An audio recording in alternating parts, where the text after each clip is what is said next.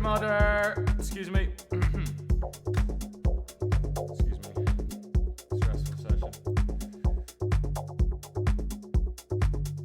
Hey, good stuff, good stuff, good stuff.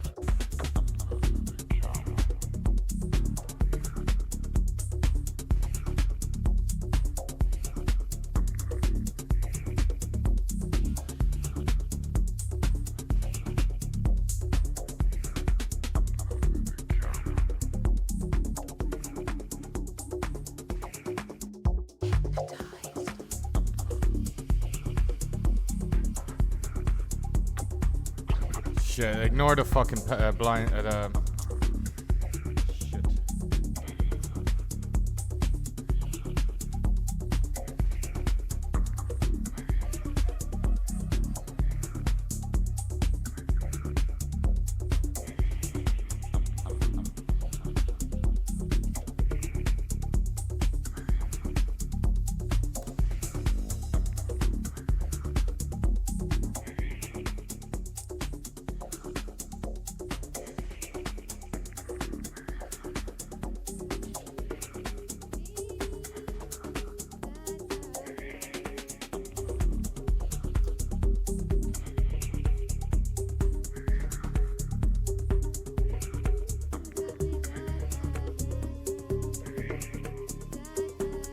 Jumping in the 5:25 wrap up. It's starting in a minute or two or 5 or 2. Yo, childishness, how we doing, man?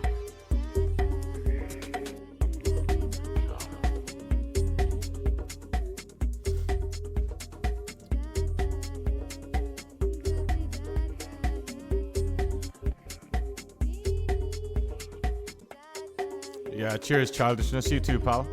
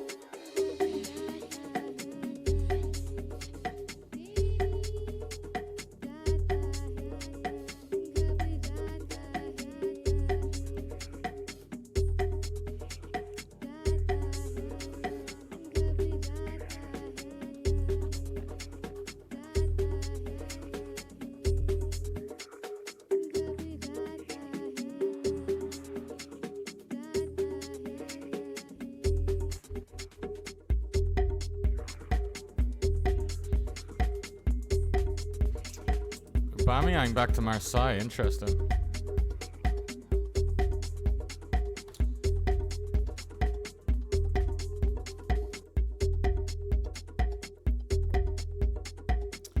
Am I printing money? Not today. No, I'm losing about $5,000-6,000 more. Not that I'd give a fuck about that.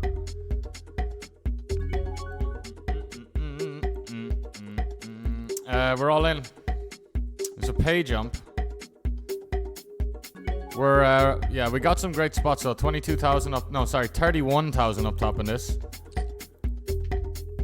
Ace deuce off calls. Yep. We're gonna crack the ace deuce off. Better with insomnia. What's up, bro?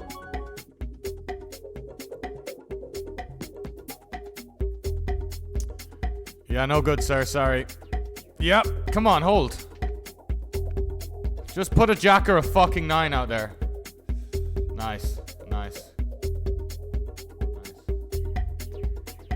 So we busted. So 15 minutes ago, I was in a 250 main and the two 215s in the money in all of them.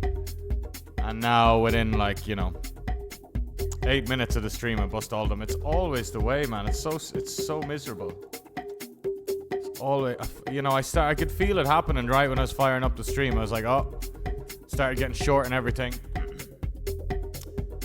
Nasty. Nasty. Anyway, we're short in this one as well, but we're final 50 for 50k. It's cool.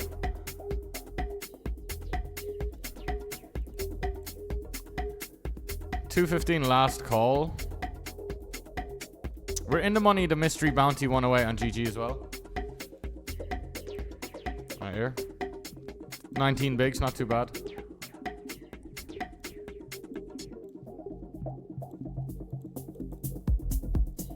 No, it's been a pretty shitty session, lads.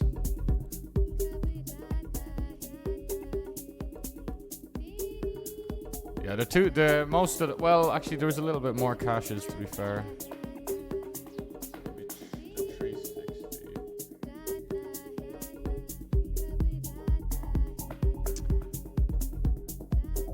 What was this? King 6 should have been playing this.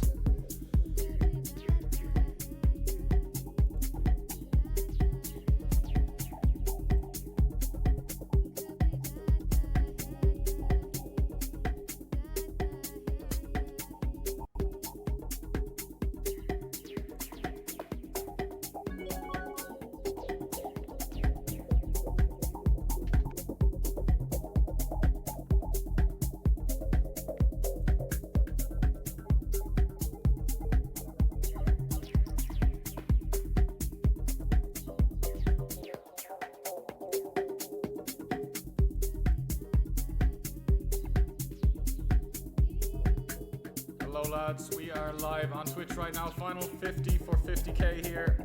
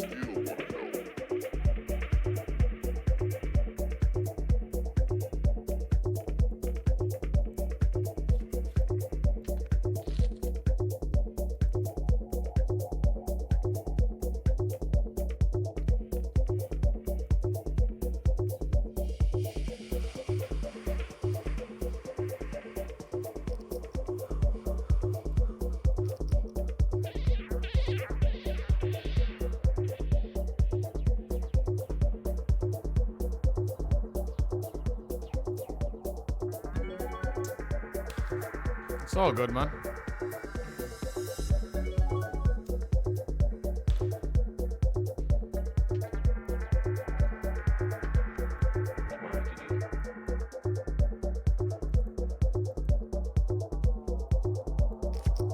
Shawnee Pud, what's up, man?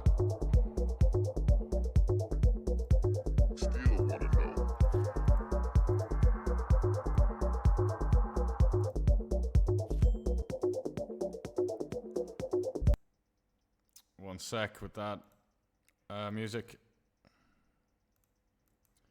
Right, nines are all in here. 55 mystery. We're 30 off the money. Straight in. Looking to get looked up.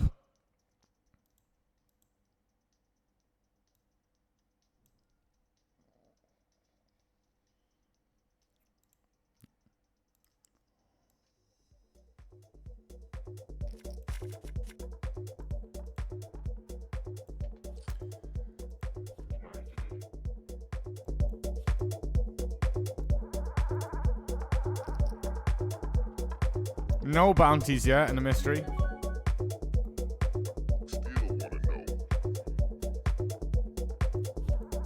I'm gonna open jam this when we cover the big blind. 16 in the cutoff. Reasonable.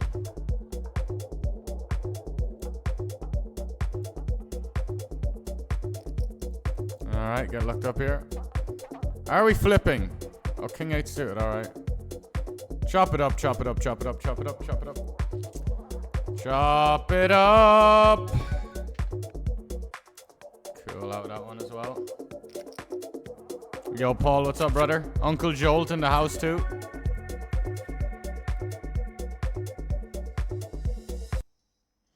Here we have Ace Queen suited in the 55 mystery. Oh, whoops.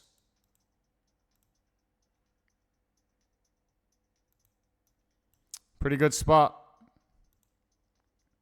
Pretty darn good spot. I'm all in.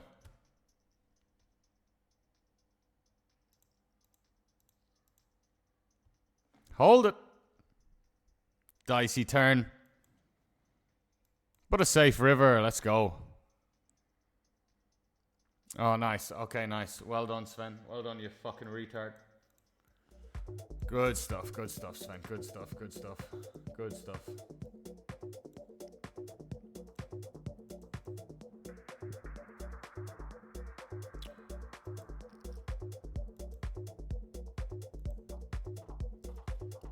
Yeah, of course we fucking lose.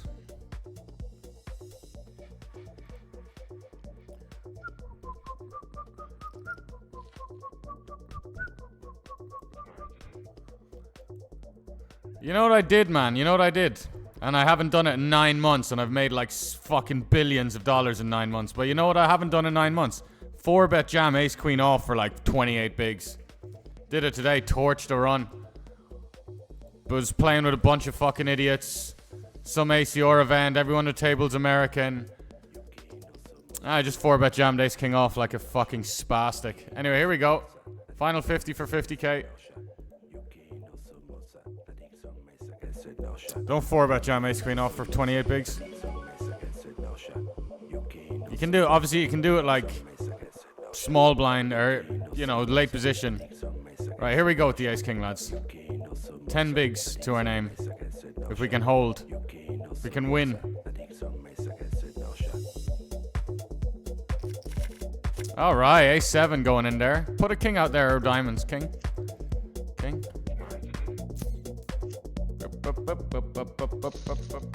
We literally busted 5 in the monies. The old, when I was getting the stream ready, the first title I changed it to was 5x ITM. There's 0 of them left.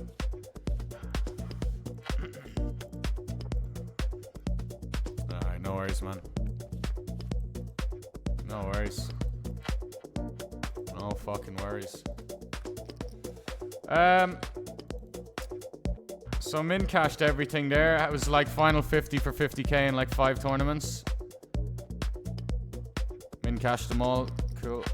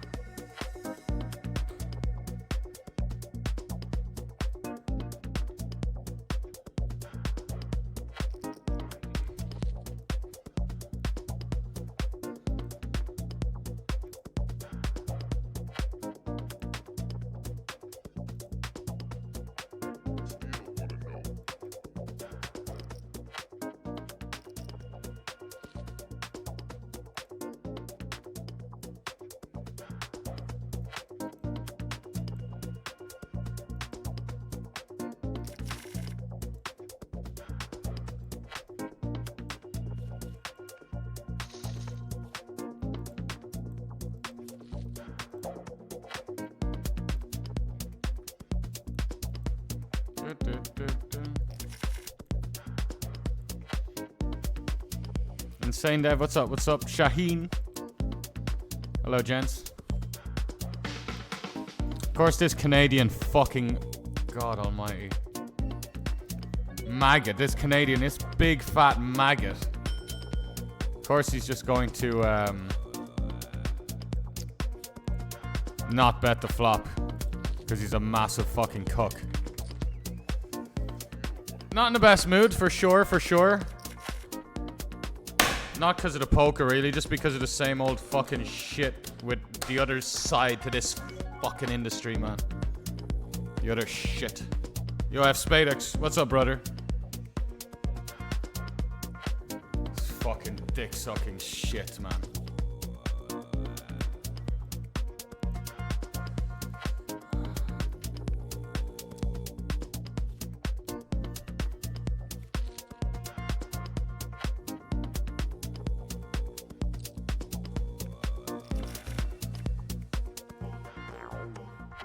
Yo, eat your chips up, coming in with the prime sub. What's up, brother?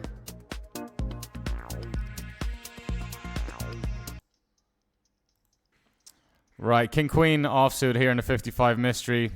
Looks like it's going to be a raise call.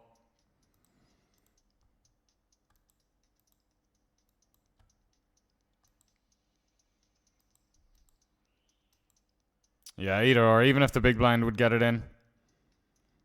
We just have a pretty good price against the ranges.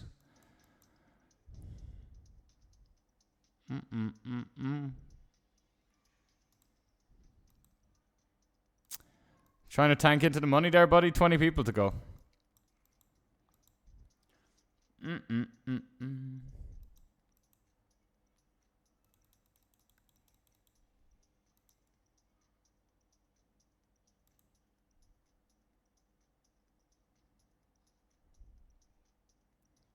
Absolute nit central. These guys, they just wait for it, don't they? Nice. Big one, the 88 mystery. 30 bigs now in the 55 mystery in WPT. That's cool.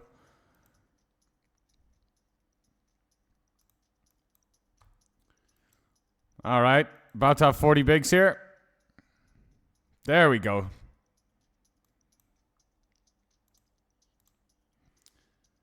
There we go. I have to keep turning off music to record some reels for... Record reels for WPT. Music, everything's copyright. Everything's difficult. Thanks again. Eat your chips up. Cheers for the GL, mate. Hoping to get this going. Alright, I'm gonna call down this now. If this guy is an absolute fucking cuck, he's an absolute cuck. Yeah, well done. No, this is that's the he's the opposite to a cuck. No, but yeah, that's right. Two peas in a pod right there, me and him. Absolutely. He's pouncing on my shitty face-up sizing on the turn. Absolutely. You know what I do on the turn there? I say, hey, Diogo, I don't have a very strong hand. I've got like second pair. And he says, all right, then fuck you, I raise. But then I knew he was doing that. But actually, so often I think someone's doing that, but they're actually just raising a value hand. So, you know, it gets pretty frustrating, but good on him for playing the game. Probably he's made about $1 million from the game.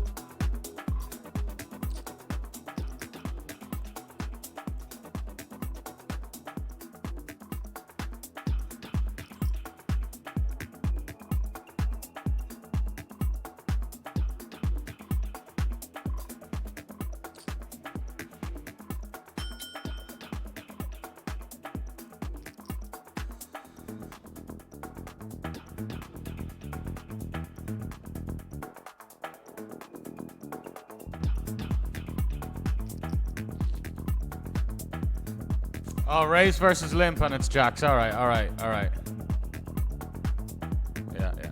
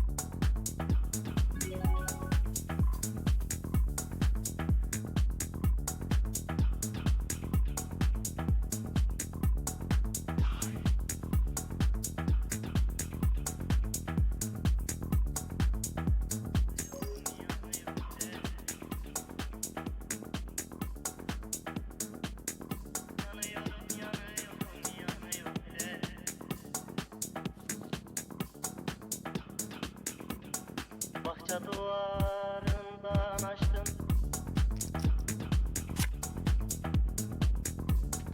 sarmaşık güllere doğru açtım. Öptüm sevdim, halelleştim.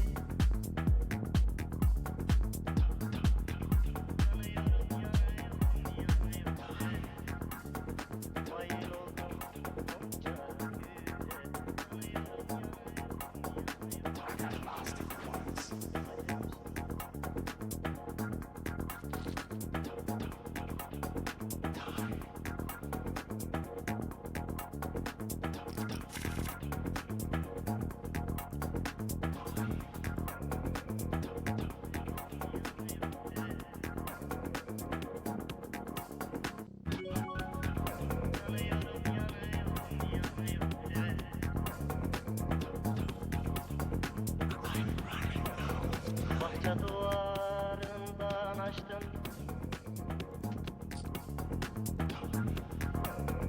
sarmaşık güllere. Silas Ivan Lover, what's up, man?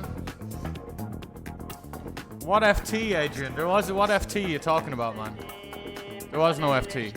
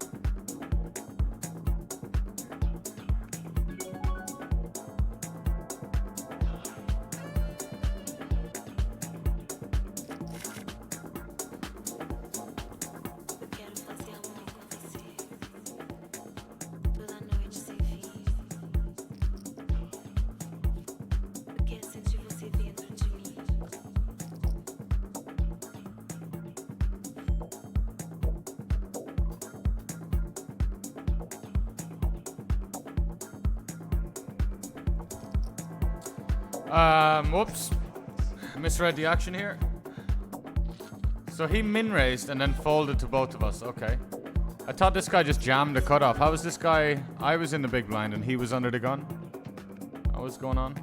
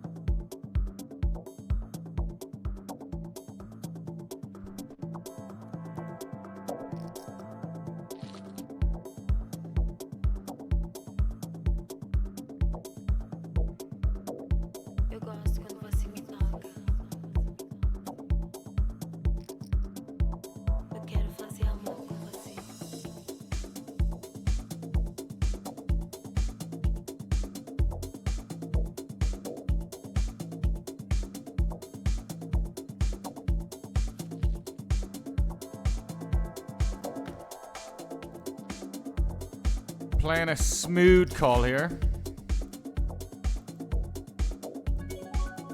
God, what a sickener. All those deep runs, man. How every time? What is it like? What is...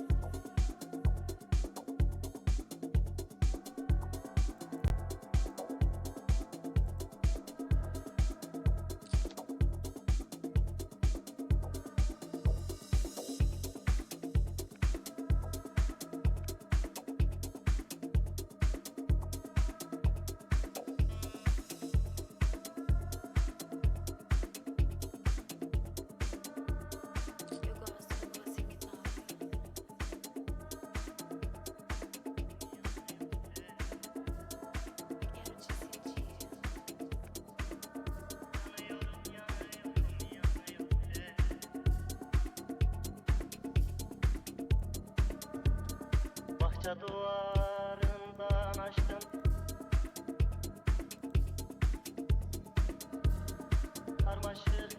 6 off the money here. It's kind of important all in.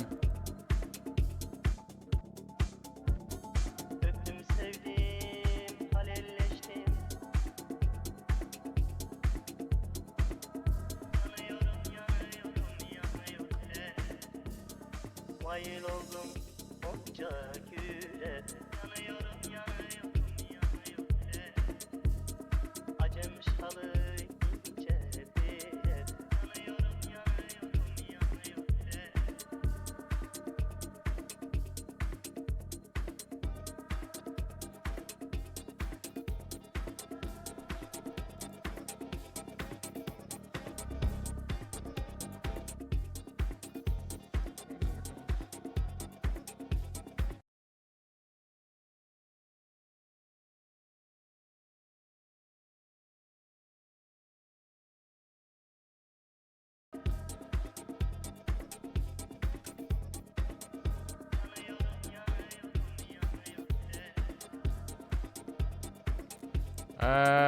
Seven.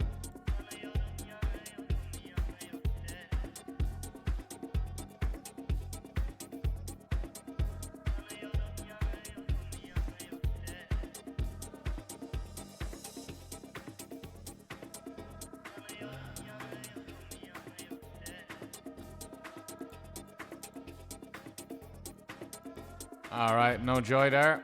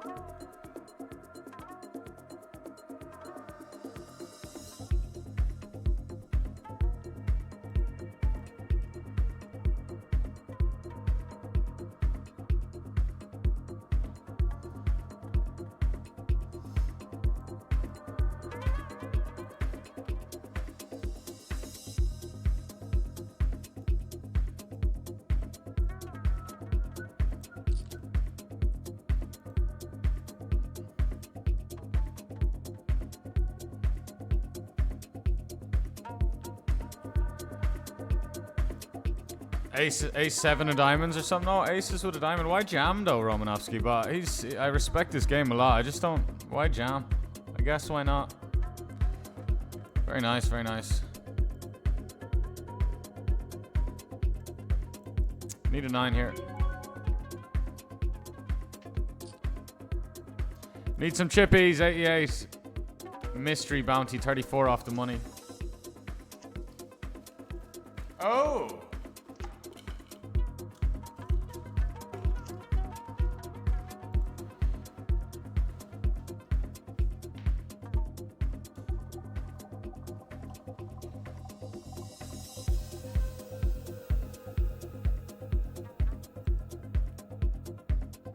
Okay, that's cool.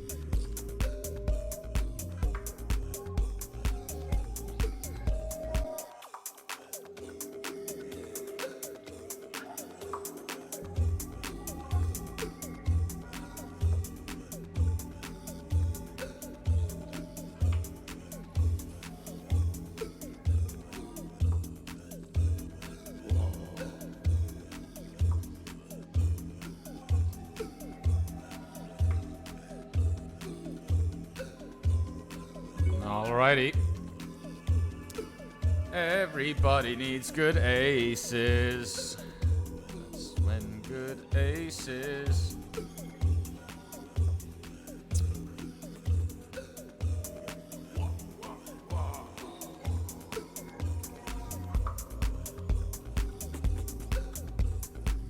Meanwhile, we'll make a semi-loose peel against the tree bet.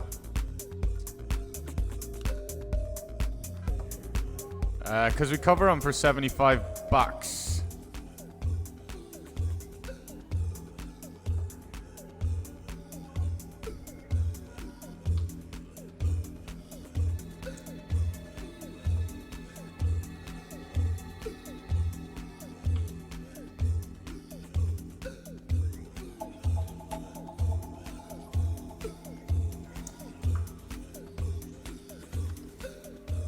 Gonna go 6.2.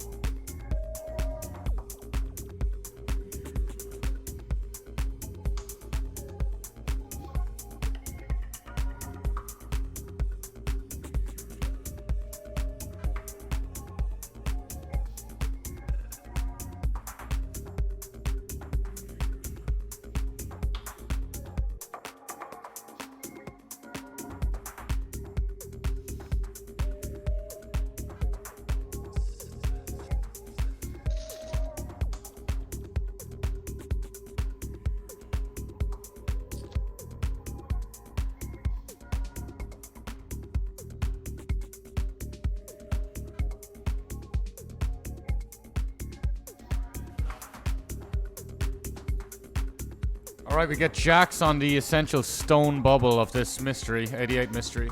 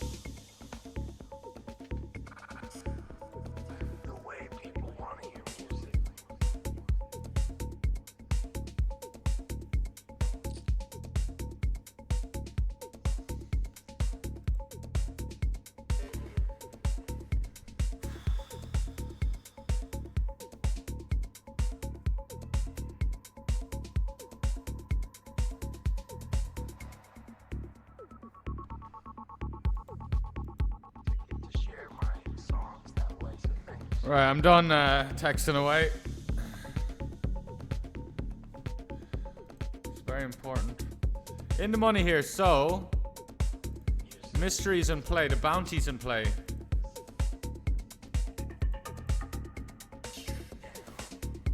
Where can I see the bounties though? Where can I see how big the bounties are?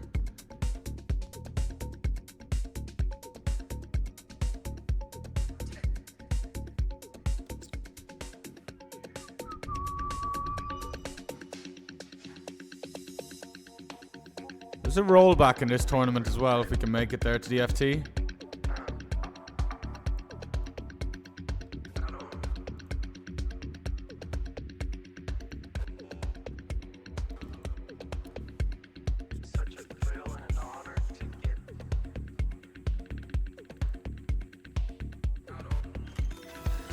We cover all but 2 of the players. 10,000 is the biggest one.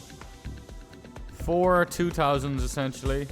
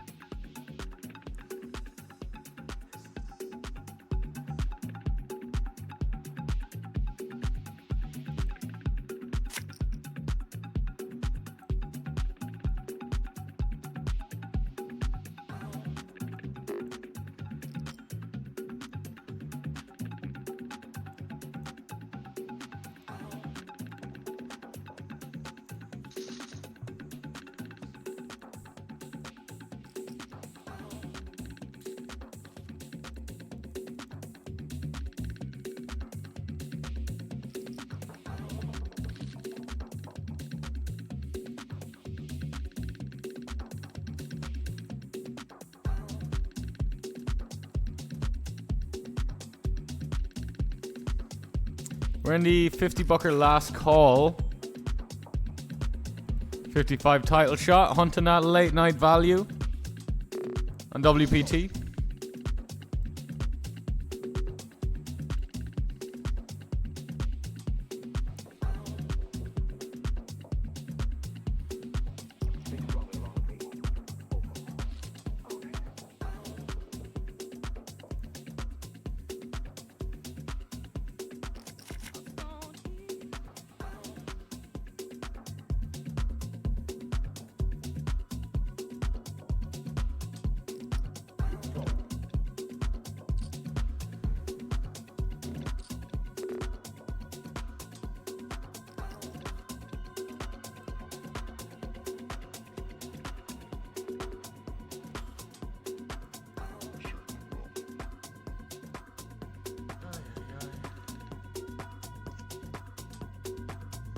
Yeah, Romanian tech house, Robin. The Romanians know how to groove.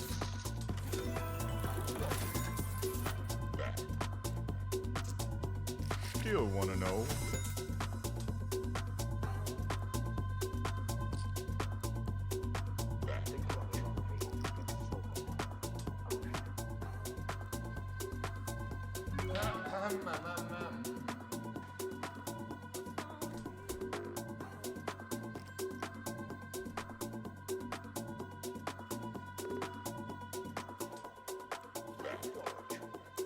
Fuck, now we barely cover anyone.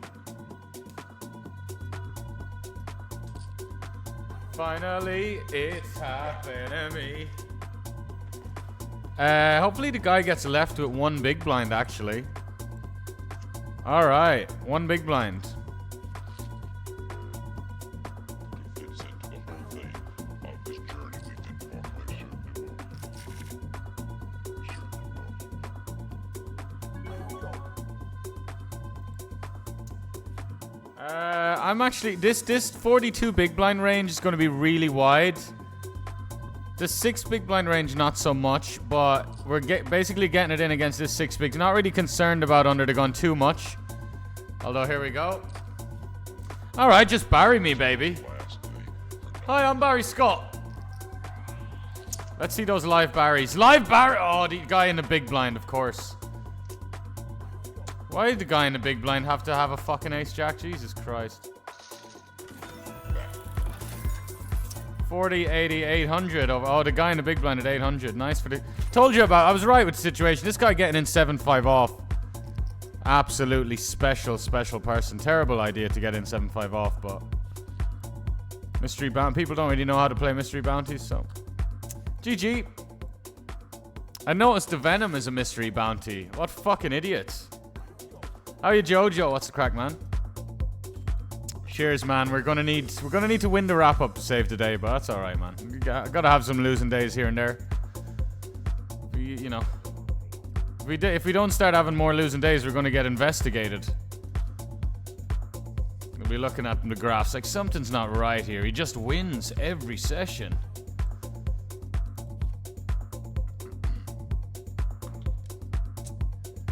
Still wanna know. Deuces, meh. Just finish session, grab something to eat, and then enjoy some of your flips, Sven. Cheers, Paul. We gonna rock down to Electric Avenue.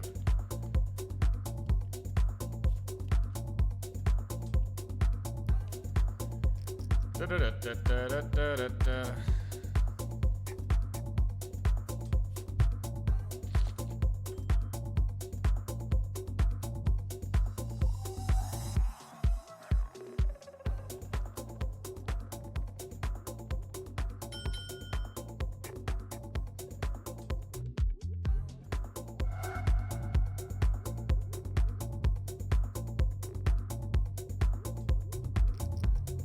Tell me how the Oscar fits into the whole thing.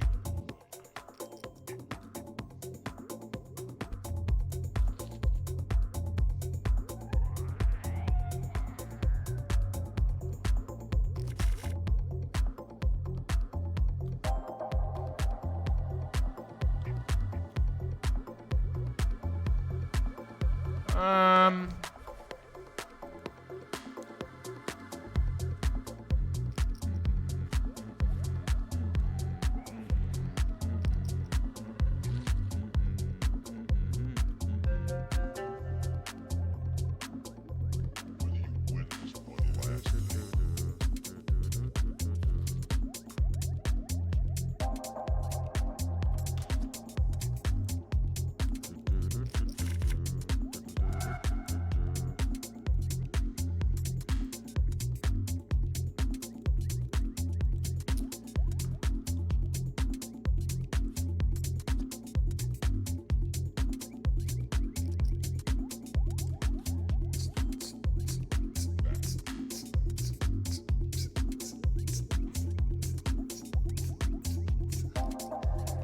2.5 big blinds.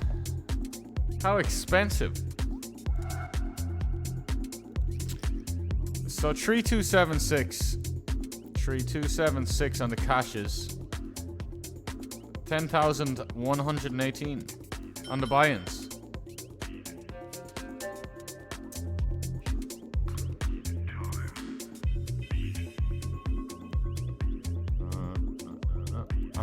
Our session started off, we max late wedged the Zodiac Goat High Roller, and we got 1 out at Kings vs 10s.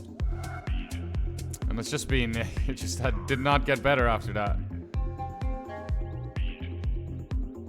It's sick as well because I did have the slight, I did have this slight consideration of, hey, maybe I just don't sit here for 10 hours getting 2 out it, but bit of lazy mentality there. I was like, I'll put in a good session. But I didn't even play that good in the end, which is the sad thing. So I should have just Should have just unregged after the 1 hour. But it's not like the 1 hour. The 1 hour kind of perked me up to be like, you know, okay. Kind of woke me up. I played actually good poker for the next hour, but just slipped off again. And here we are losing 7,000 bucks. 7,000 schmackers.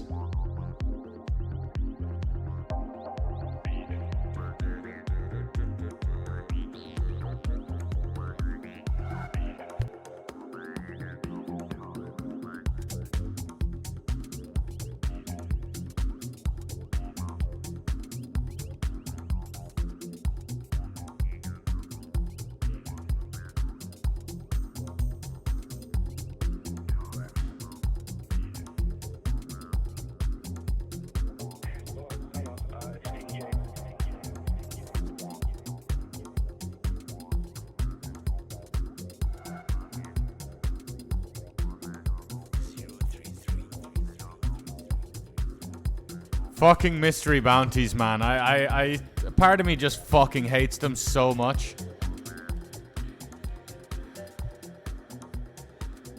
But here's two positive things with how bad people are in them. First of all, like we saw there, they'll just go crazy wide. The guy just punting off his tournament with 7-5 off. It looked less stupid in hindsight because the big blind had 800 bounty, but it's like 150 players left. There's a bunch of small bounties anyway. So yeah, people will like torch it off in that regard. But also, I've made big FTs in mystery bounty tournaments where all the mystery bounties are gone. It's basically like, it's like not even it's like a vanilla non-bounty tournament on the FT. All the big bounties are gone. It's just we're fighting for the payouts like a normal old school tournament. But then people are still going wide for the bounties on the FT when there's huge payouts and there's tiny bounties. So that can work in your favor too. When you're, you know, when you're a good poke player, it's like you just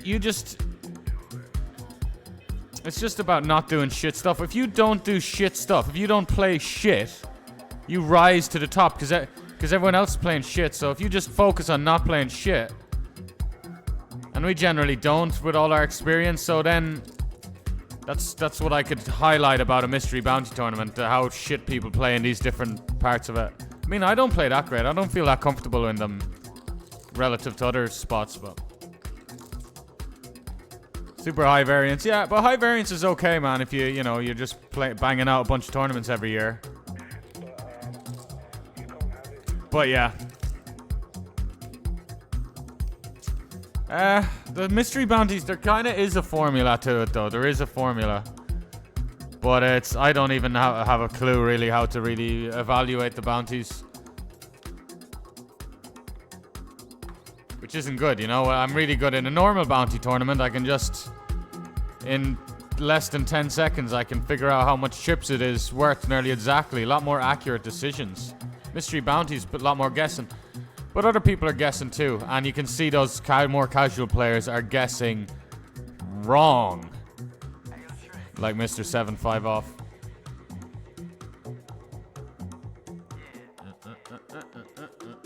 But yeah, super high variance, man. So you're right. Super high variance. It does matter. I don't need to downplay it.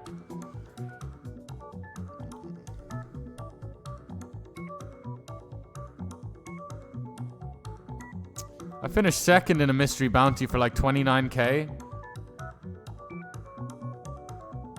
I got like $200 in bounties. 29,000 for first. 29,000 cash and like $200 in bounties. That's not good. That doesn't suit me. It's definitely going to give me, like, shit like that's going to give me a lower win rate overall. So if they make everything mystery bounties, that could be the first... You know, maybe it wouldn't be an 8-decade-long career after all. Do have a really juicy max late reg here. 215 6 max.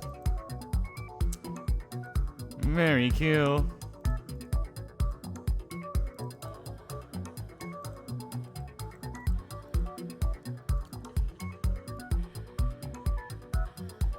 Yo, Creasy, how we doing, man? Started reading Modern Poker Theory.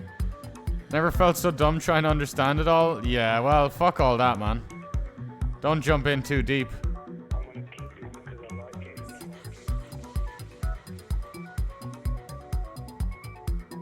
Nah, see, like, you just have to watch YouTube videos.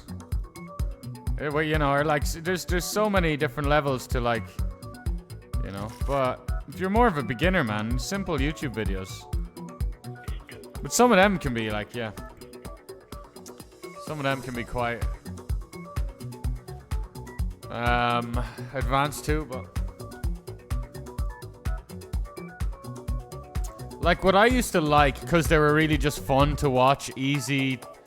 If I'm like early 20s, quite early in my career, watch some like Tonka or something, you know, just, or streamers, you know, or Ben CB, Raise Your Red YouTube videos. I mean, they came along a few years after. And you just hear little nuggets of information. Like here, to be fair, you know, like. But I'd say I'm more on the advanced end, but still pretty. Still focus on a lot of exploity stuff. Keeping it simple.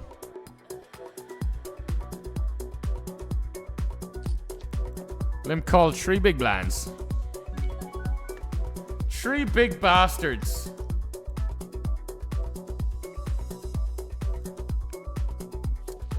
Alright, there goes my gut shot and backdoor flush draw. Gone.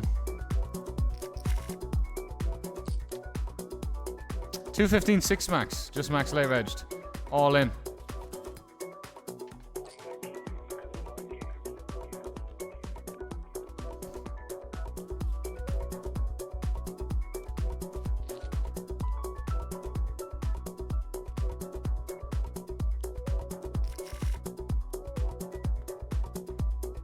Very day savey kind of tournament, this one.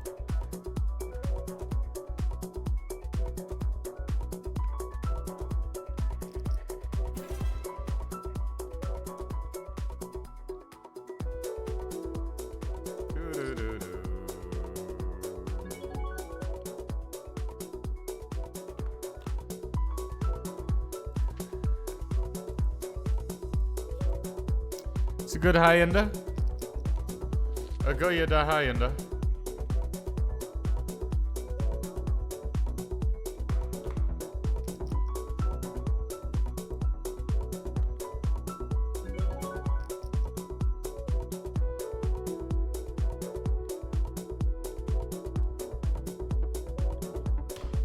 Jesus. Manifesting all of this stuff.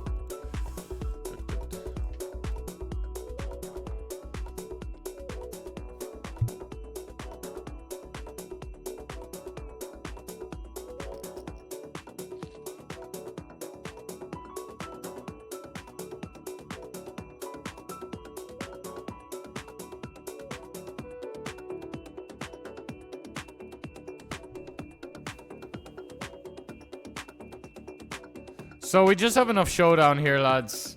Although it would be a real savage play for him to... Well, not really, not really. I was going to say, like, merge with a 4 or something.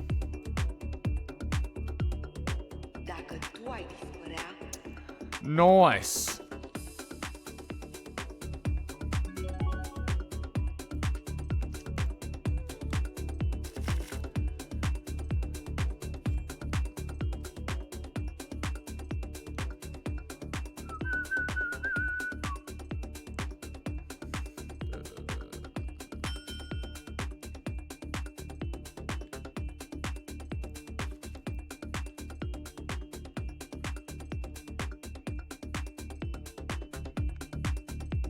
Alright, we're going to 215 6 max. Can't see too many ways we get away from this.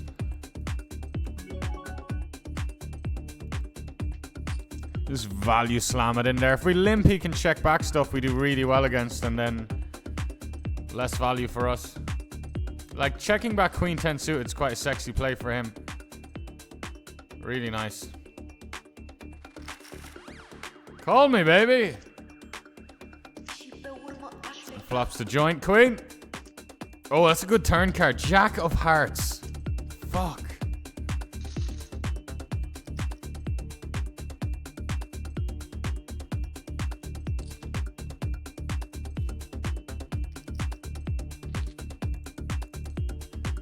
Another 215 down to Shitta. Which brings us up to 333, 10,330J.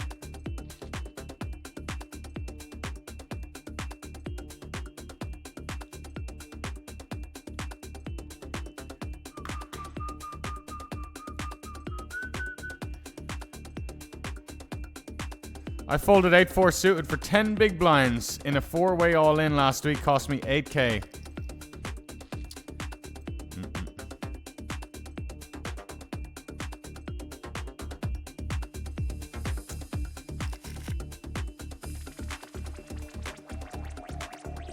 But how do you what do you mean childishness? We can't analyze Shaheen's hand. We didn't know it was going to cost Shaheen 8K. Easy to say, you know, you can't fold. I don't know. Yeah, Spraggy's a great one as well. Spraggy's great, man.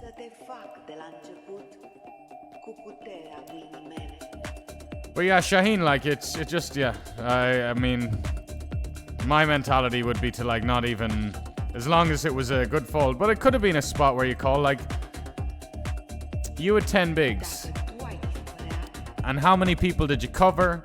There would be so many, like, different factors. But we can't say now. Can't say in hindsight. Yeah, it's about, like, how many big bounties are left, but how many players are left in the tournament, all this stuff, like. Probably what your 8-4 suited probably was a fold. I mean, there's something to be said for, like, if the mystery bounties feel kind of important to you, it's early and the big ones are still in. If you fold, it's good to kind of say, okay, well, if I fold, do I cover anyone on the table after? But let's say you fold and you're still going to cover 2 people. Then it's like, well, no, I'll just fold and I could get a better spot with, like, ace-jack against one of these guys I cover. So many moving parts to these things, man. Like future EV. That's future EV what I'm getting at there. The future EV of if you fold, the future EV if you call. But future EV is hard to calculate because you'll be biased with what you'll be trying to think of. You'll romanticize about the kind of future EV. You'll think, well, I can just get it in and I'll win a 4-way all in. And then I'll be covering the table. It's hard to evaluate because your brain's just going to go like that.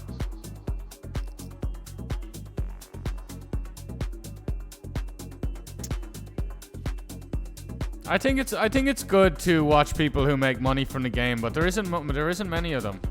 And I guess some of them might be a bit too advanced then, like, you know. But not really. I don't think anyone's, because everyone on Twitch who is a real advanced player, they're quite good at just they're aware enough to simplify how they explain things.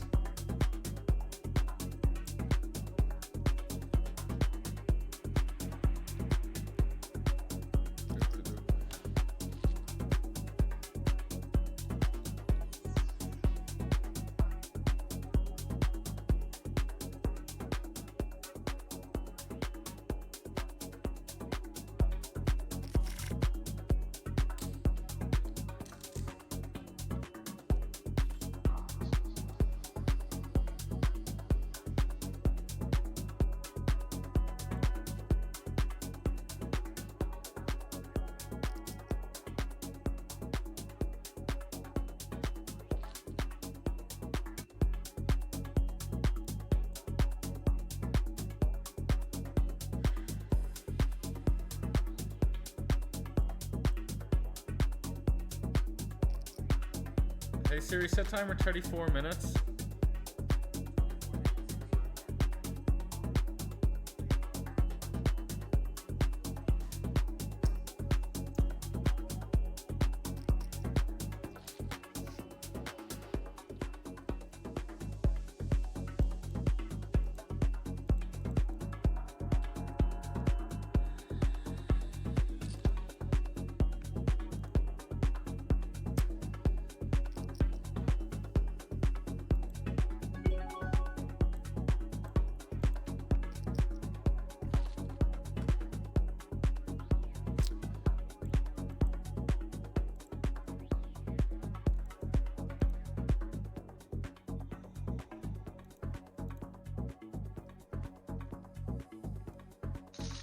Max Light Legend 5250 Hyper here.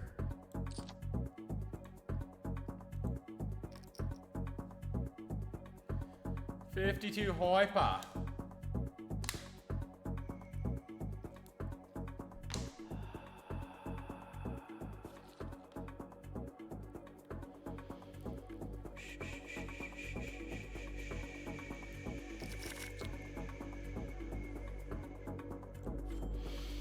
Who's not Woodstock again? Anyone know who not Woodstock is?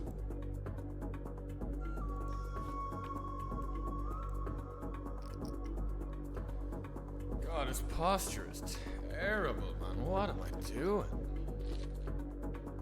Oh. It's true. How much value there is, especially for beginner players with content on streams and YouTube videos. Absolutely. When I was coming up, I mean, it was YouTube and Twitch. I was the best 15 ABI reg on Stars nearly with just Twitch and YouTube.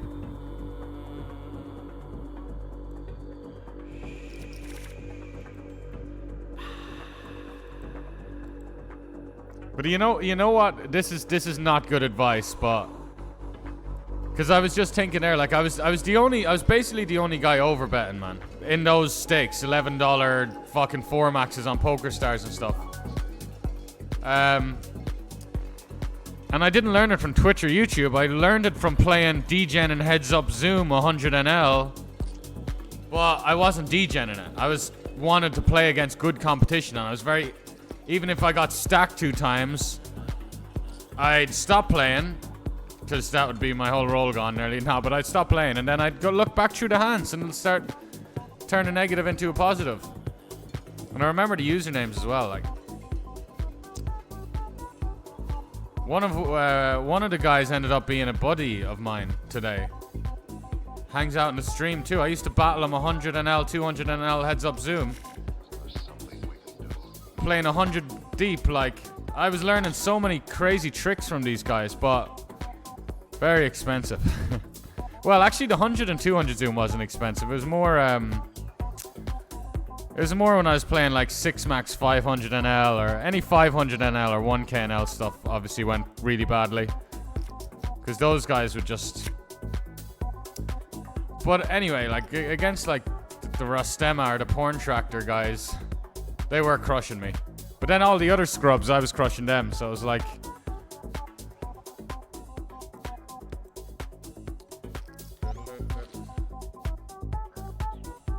But anyway, those days, that's not. Those days are over. Of like, you can't just, you can't just fucking play against. I don't know, man. You're not just really gonna learn as much. It's all out there. It's all the info's out there anyway, man. Now. But back then, I don't know where I would have learned how to fucking overbet.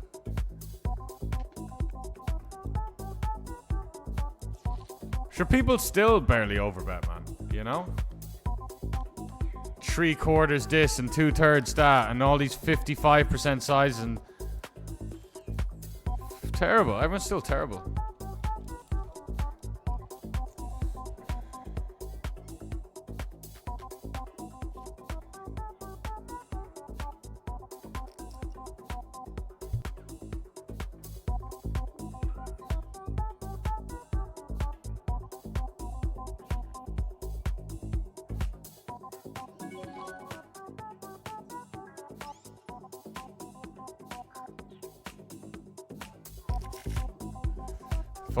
Folding.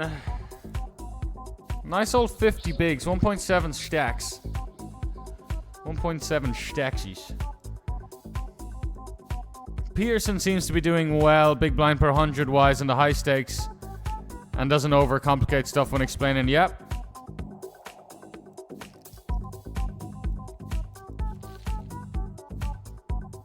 Though I'm not, yeah.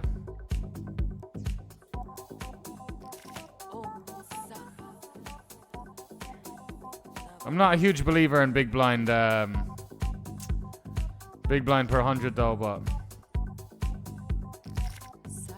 but anyway, that could be just me.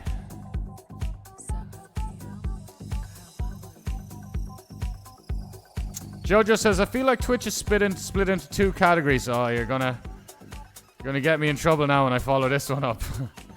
Fun players who make you laugh and fine at the game. The other kind is best players. Yeah, the nerdy guys, essentially.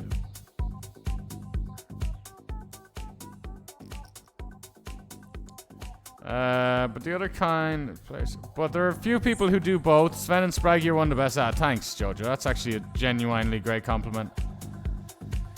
Insider viewership pops. Yeah, I mean, there's a lot of guys who are shit at both, you know. And genuinely, there are so many guys. I don't know how they got into poker. I don't know how they started streaming it. And yeah, I just can't fathom.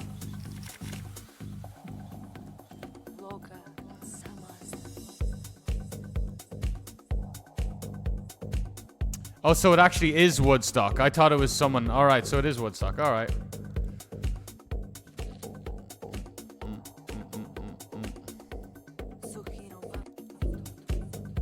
Nice ace-3 suited 4-bet jam there by him. Very sexy indeed. Most people would just call. Let me drill the flop with my 40% equity.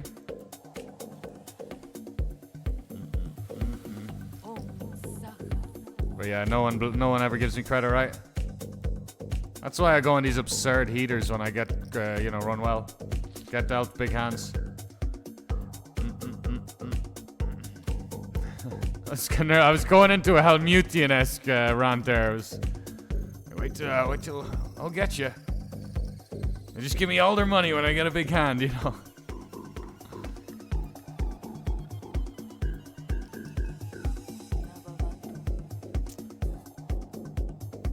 Yeah, Woodstock. I like Woodstock, man. Good creative player. I just thought this was a different. Thought this was a different guy who was just using the name.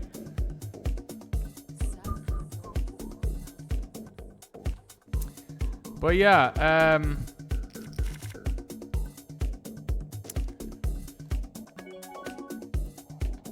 yeah, I mean, look, going back to the Twitch conversation, there's not many guys who are winning players. And then entertaining.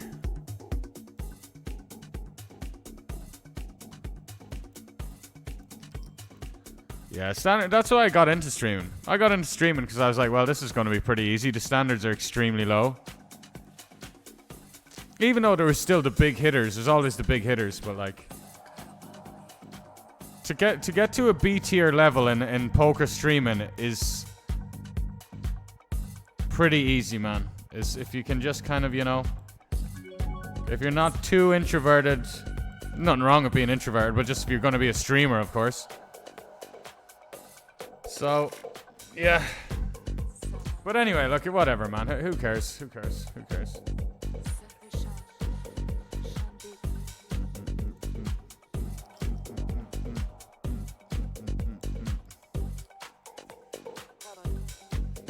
Hope you're doing well, mate, says Yo Wagwan. I've been lurking the last couple of streams. Always good to watch. Appreciate the insight. Thank you, Yo Wagwan. Gonna just fold the ace-9 here.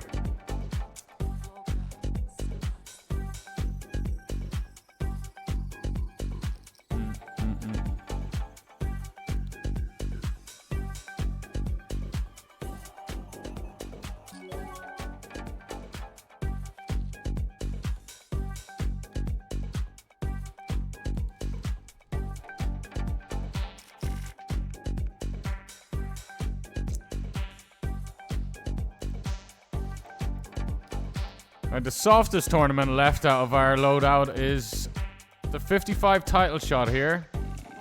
There's 8 minutes left in late reg. Wouldn't re-enter. Well, you could make it work in this. It's that soft, but too many. One out.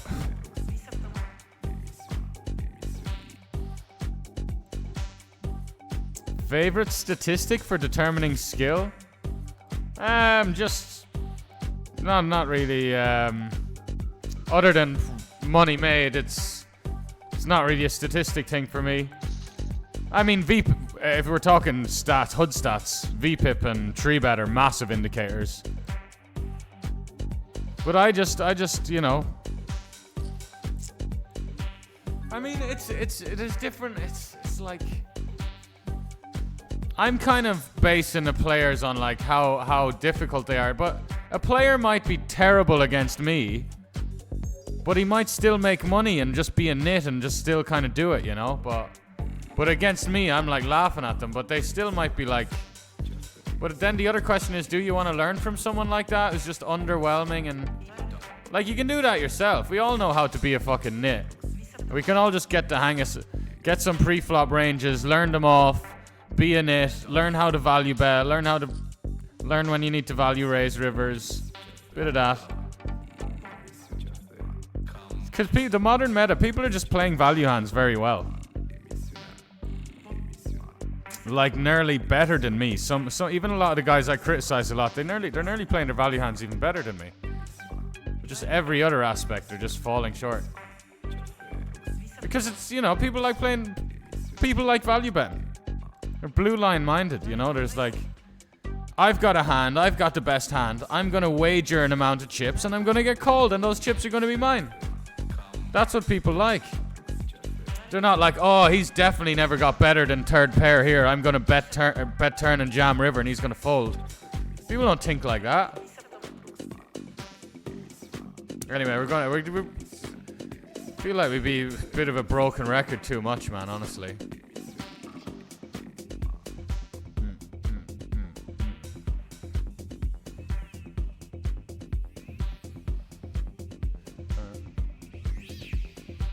Canada great again, hello.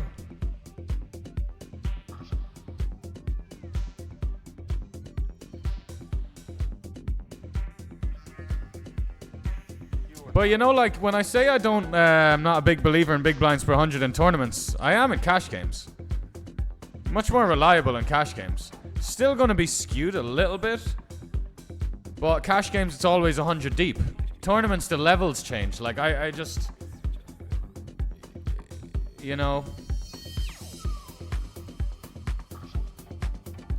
I don't know. I know some great players that. Being shite at streaming and poker and choosing to do it is wildly common. Yeah, absolutely. Absolutely is. Yeah, and the sites are paying a lot of these people as well, lads. Like, I'm not firing shots at anyone in particular. So like, but you know, when I say they've got like 6 viewers. There's a lot of dudes like that. So no one, you know, someone might hear me say that and might think I'm being specific to them, but there's loads of dudes. You know, it's a game of who's the best at drafting an email, and who can, you know, fondle the you know, who's got the best technique when it comes to. I know. Here, I'll give it a rest of all of that stuff.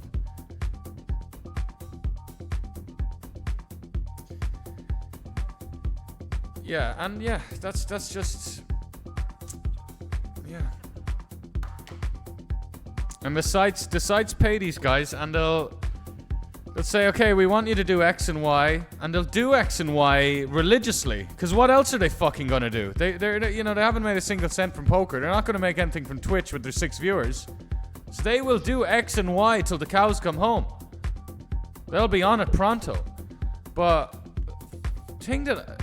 The X and Y that they do, it's like, what's that actually gonna do though? Like, what is that gonna do? What's that gonna do? If the dude is like 80 followers on Instagram, or he's got 4 viewers on Twitch, what's his promo gonna even bring? What is these guys' promo even gonna bring? And I don't want to demotivate anyone because yeah, everyone has to start somewhere. But like, jeez. You know, it only gets better. It's only up from there because these guys are, you know, basically at 0.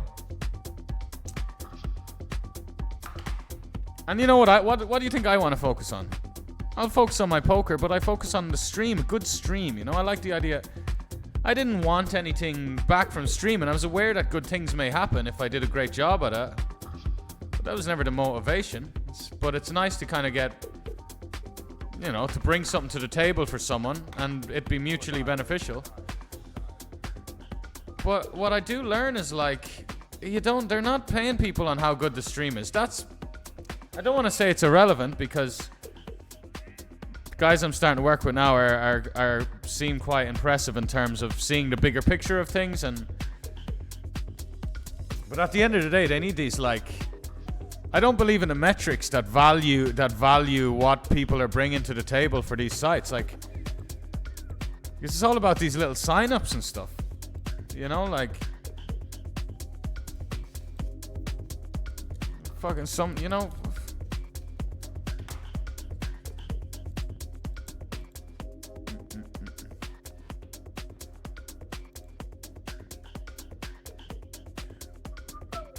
Anyway, yeah.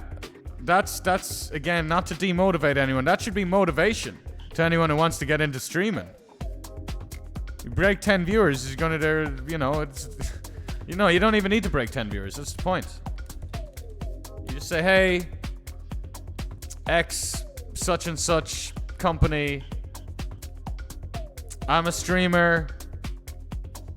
No one's watching me, but you know, I'll post your links everywhere.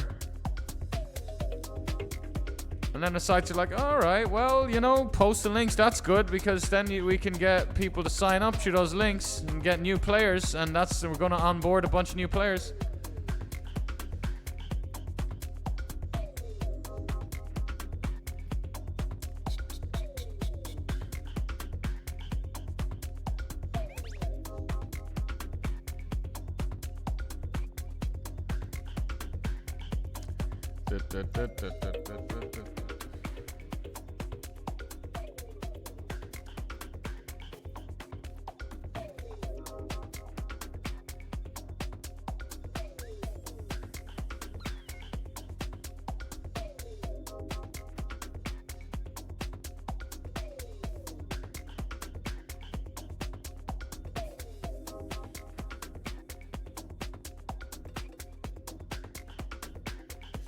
So for tourneys, you'd say profit trumps every other statistic. No, I don't think I could say that, man. I think. Look, we know what tournaments are like. I think you just put in the sample and you roll with it. You believe in yourself. You put in the sample because we know they're kind of easy. We know people are bad. So, but that's not the question. It's more like how do you. It's just how people play, man. Like, you know, results. I mean, a visualization of a graph. A visualization of a graph can be quite reliable if someone's just. But yeah, a graph. I guess it's a graph, even though that's not the best indicator in the short term or over a small sample. But yeah, profit graph. Ah, is this just... Oh, well, he's got a... Okay. This could be a lot of worse hands than ours, because he wants to realize his equity without, like, having to check call. What worse... Well, we'd have ace 4, ace 5, ace deuce ourselves. Maybe he thinks we just have, like, ace king, ace queen without a flush draw as well. So I don't think we need to bluff this. We can if we want to, but... We have other bluffs. And we have showdown, like I said, against the 6-5, 6-4 type stuff. That seems a little... No, whatever. Because he's doing it... Well, no, if he thinks he's going to get called by ace king, ace queen, then it's reasonable. Whatever, it can't be too bad, man. He had a pair. Dad's 20, how we doing, pal?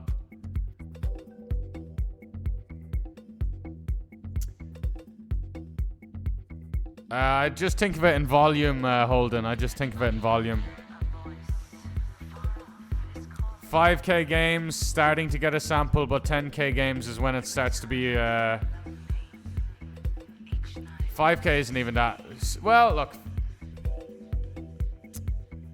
I think past the 5K mark, 5K mark, it starts to get more reliable.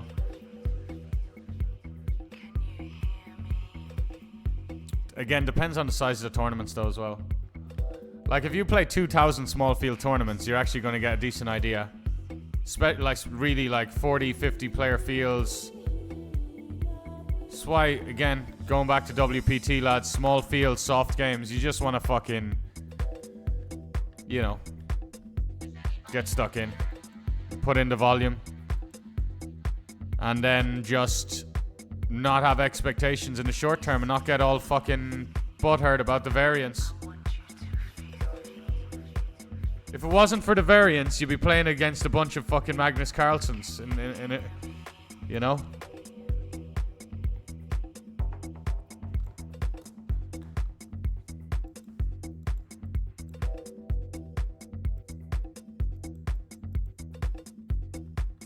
Players with a 700 elo rating can beat guys with a 3000 or does 3000 even exist? You know, that's so what do you think that's going to do to the average competition? If guys with a 600 elo rating are beating guys with a 2.5k elo rating in the short term, you might think, oh yeah, I don't like that, the sound of that. No, that's what makes it brilliant. Then the 700 elo guys, the 600 elo guys come back. The 1000 elo guys, they'll grind the whole time. Some of the 1000 elo guys think they're some of the best around. Makes for a very, very fruitful game. Sven, are you planning on to live in Cambodia for many years to come? Not to sound too, but I just do what I want, man. Do what I want, do what I feel, you know? Isn't that amazing? Imagine not doing that, like 98% of society. But no, yeah, I just do what if I want to go somewhere, I'll go. If I, you know.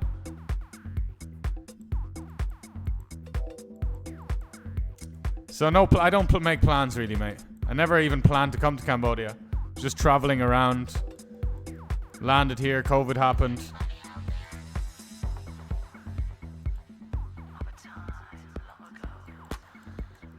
Okay, well, here's an interesting one. Childishness says, well, exactly. Well, what was in reply to? Colden says, I think in the end, profit is what it comes down to, and no statistic will show you if the guy gets a massive FT and will be able to close it out. Yeah, there's the late game variance, especially this. We talk about big fields and small fields. When it's 1,000 players or 5,000 players or 10,000 players, and your final 9 and your final 7 and you're coin flipping for all the fucking marbles, that just makes you just have to kind of sit tight for months to let all that kind of, and people don't want to do that. It's fair enough.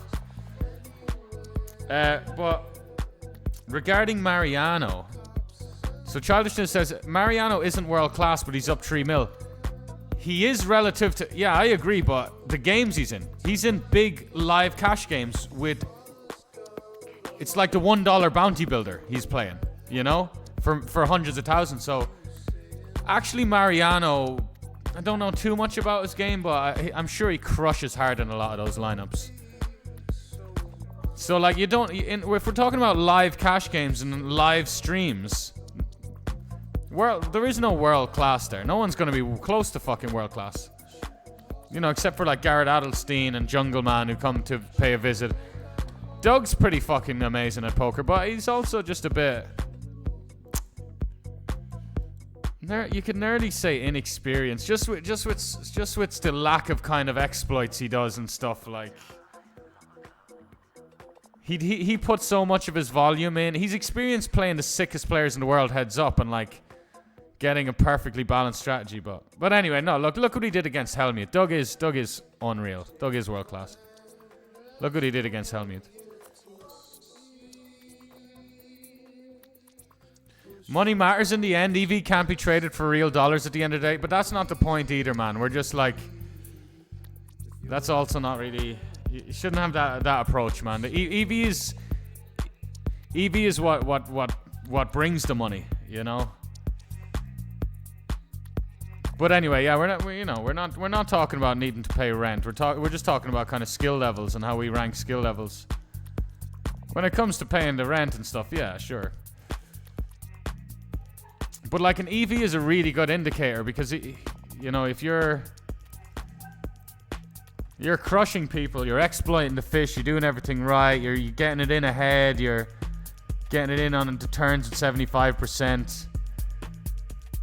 That's you're gonna see that EV, and you mightn't have the dollars because they might have got there. You might be going through a stretch of weeks or months where they're getting there a lot with those 25%.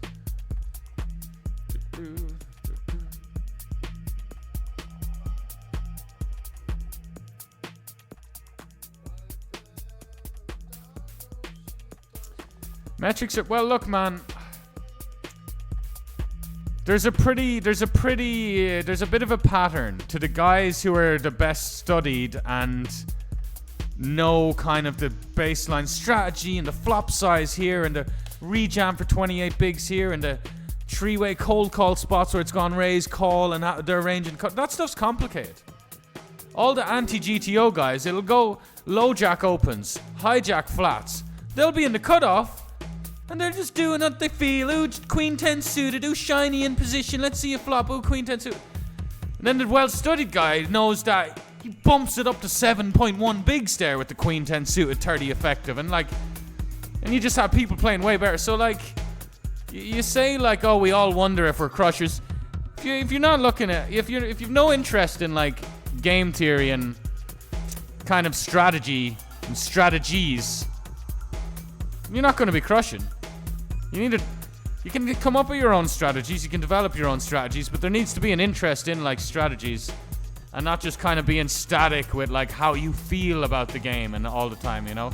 Like 97% of people who played poker for the last 7 decades. That's the game's easy, man. Game's easy. Don't stop. But there should be an interest in that. There should be. If people want to crush, if people want to be tough opponents, if people want to win money, how are they not just naturally kind of interested in like different strategies? You just start with pre-flop.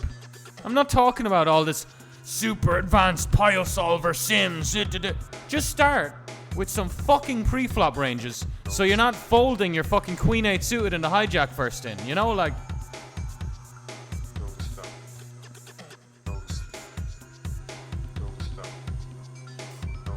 Yeah, exactly, Jojo. That's my point. A 2500 elo player will legit. Yeah, I mean, a 25. That's the thing about chess and other games. There's no room. Everyone's there, all, you know, fighting for dusty little scraps. A 2500 elo player will beat like a 2000 elo player like 100% of the time, right? Without any mistakes. Chess has no luck. Exactly. And how many people outside the top 20 are making any money from chess? You have a bunch of people outside the top 200 in poker making millions. You're 27th in the world of chess. You're broke. So yeah, it's cool and all that. I respect all that, but it just makes it like what percentile, what top percentile do you need to get into? But yeah, that's my point. And with poker, the 2500 elo player. The 700 elo player can just beat the 2500 elo player. So there's so much more 700 elo players scattered everywhere in poker. Everywhere. So just get to like, you know, hypothetically, if we were to use an analogy, like, you know, get to some humble old elo in terms of poker ability. Don't stop. Hang on tight. Don't stop. All right, mate. Thanks for the answer. I love that for you. Life is too short to not make decisions. Yeah, man. Just. And the older I get, the more I'm leaning into that, man. Like, fuck me. Just. People are. I just see it. I just see random comments and stuff. People like. People like criticize other people's grammar. Like. Do you ever see that? Imagine how wrapped up and layered in fucking nonsense society you are to like nitpick. I was told to speak this way. We were all raised to speak this way. You need to speak this way. Don't you remember we were raised to speak this way in school? What the fuck? Or someone's wearing some clothes. What is he wearing? Don't you remember what we're supposed to be wearing? What the fuck? What is that? Like, what is that? What is that, man? What the fuck is that? Oh, what is he wearing? Why is he speaking like that? Or that's another one. I'm watching like a podcast or a little clip of a podcast. Bunch of young Londoners talking football. Some guy in the comments like, why are they talking like that? And we're supposed to talk a certain way. Everyone's absolutely fucking so fucked in the head, honestly. And the same with location. Like, why are you living in an exotic, sunny place? You know what I was thinking? I was talking to my mum there over the weekend.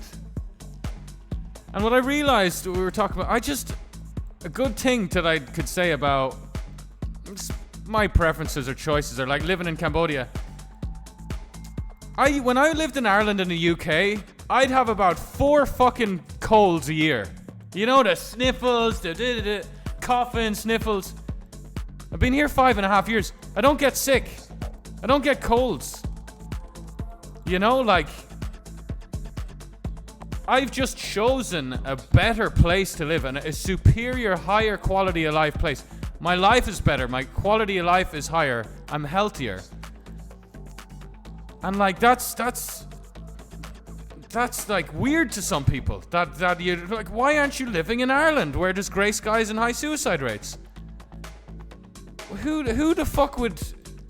If you want to stay where you grew up, do that. You know, if you want to venture around, do that. But I know, like, that's the one you take with a pinch of salt, because you do. But it is still comes from society. People get tangled up and caught in certain commitments. You know, they knock up the girl down the street, or they get into their father's business, or they dedicate fucking 2 decades to school, and then they don't know what to fucking do with themselves. Yeah, the disparity from live to online is crazy. But they're it's all beautiful. Live poker, online poker, it's all great, man.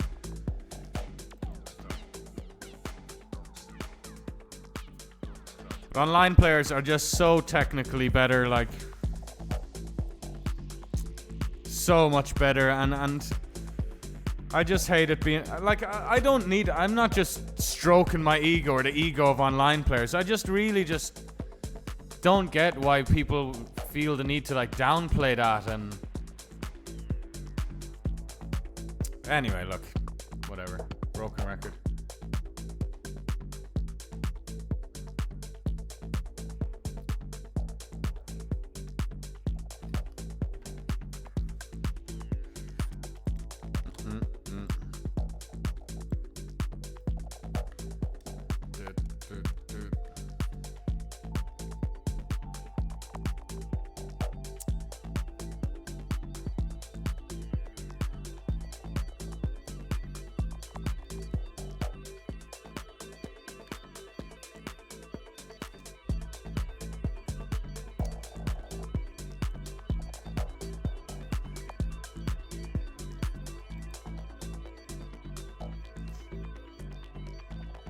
Chess is hard. Yeah, exactly. That's mine. Everything is hard except poker. Poker's really easy and everything else is hard. That's exactly my point. And that's just like, that's not an opinion as well. That's just numbers. That's just numbers. We know it from what percentage of players you need to be in the top 7% to make money in poker. Every other game on the planet is 0.1% at best. Do you know that's 70x? You know, is there anything where you're gonna just, you know, like, if you're not inside the top 0.1%, like, of other games? But I'm lucky because I love poker. Poker's like my favorite game in the world.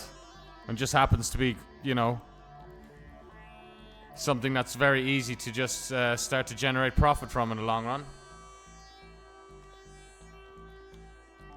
Dude. Like, check out Strahilius, man. Guy's playing microstakes, living in Macedonia. Probably making 15k a year. Just happy out, doing his thing. Fucking no variance. Playing like microstakes, small field, $3, $5, $10. He's into some like juicy 25 buckers. Because he put a little bit of work in.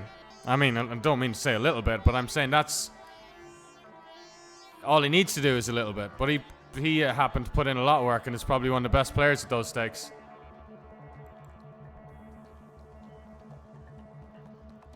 But yeah, a lot of negative stigma around poker. No one would ever say anything to you if you wanted to pursue chess, but you want to pursue poker, everyone's society.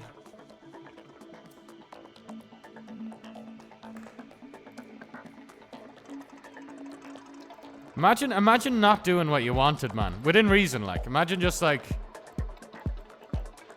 oh, man. Wow, that's cool. In an elite game, down a pawn is a resignation, really?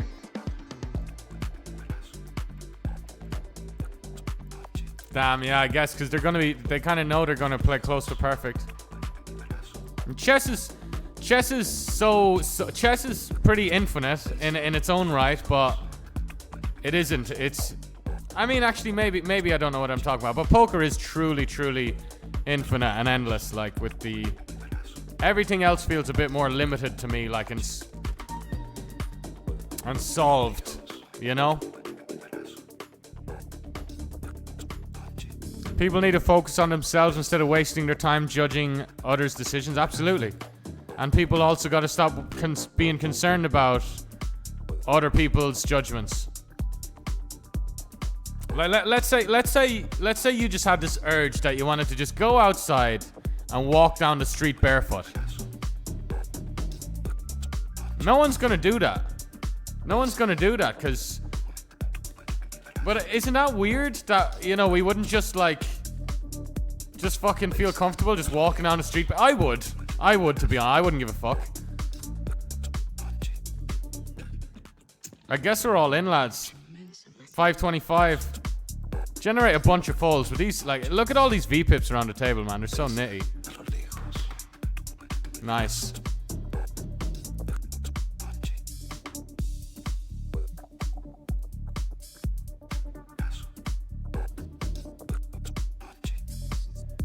Nice.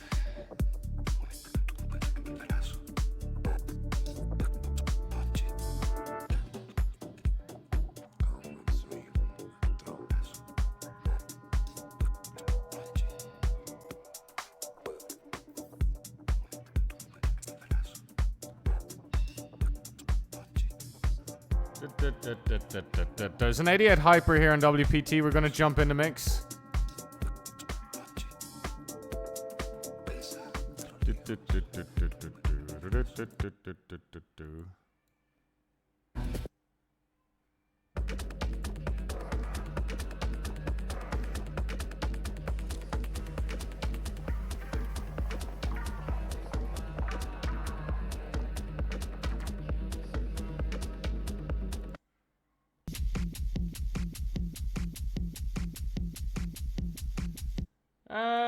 T8 hypey.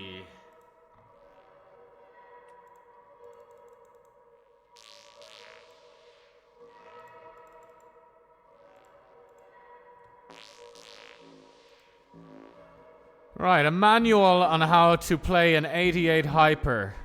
Six-handed, I believe. Are they six-handed? Jumping in right at the end of late reg. Which obviously you never want to do in a bounty tournament, but non-bounty tournament and quick structured ones, pretty reasonable.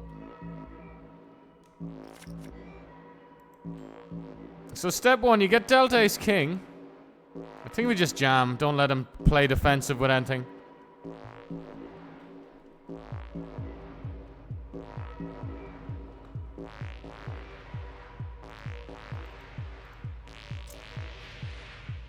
Buy-ins brought up to 10,474.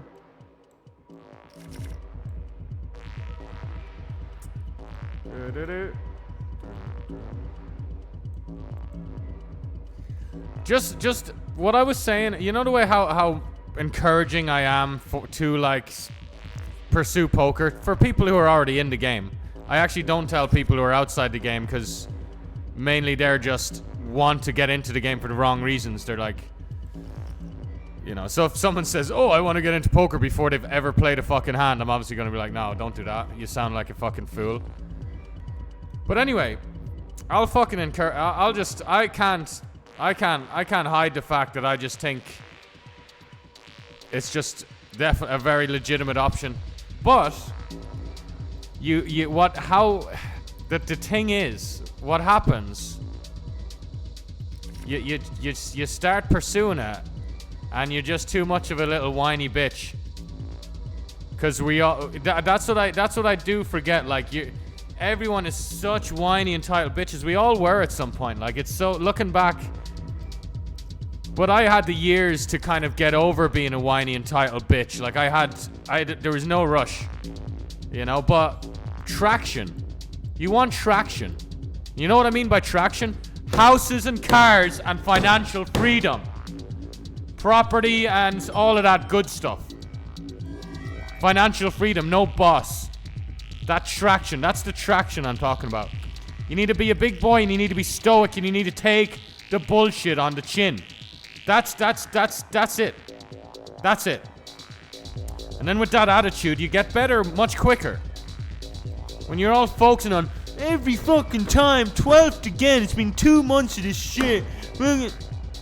You're not developing. So, if anyone's out there saying, you know what, Sven's getting me fired up, I'm gonna quit my shitty fucking job before I blow my brains out. Just be a big boy and take it on the chin, and that's where the rewards are. Dealing with the stuff. And discipline. Discipline, dealing with the shit. Wow, like look at, to my fucking point, man. This is like, maybe he was trying to collude with the other guy? Is that what he was trying to do? Trying to collude with the other guy and then I got in the way? Because what the fuck is that?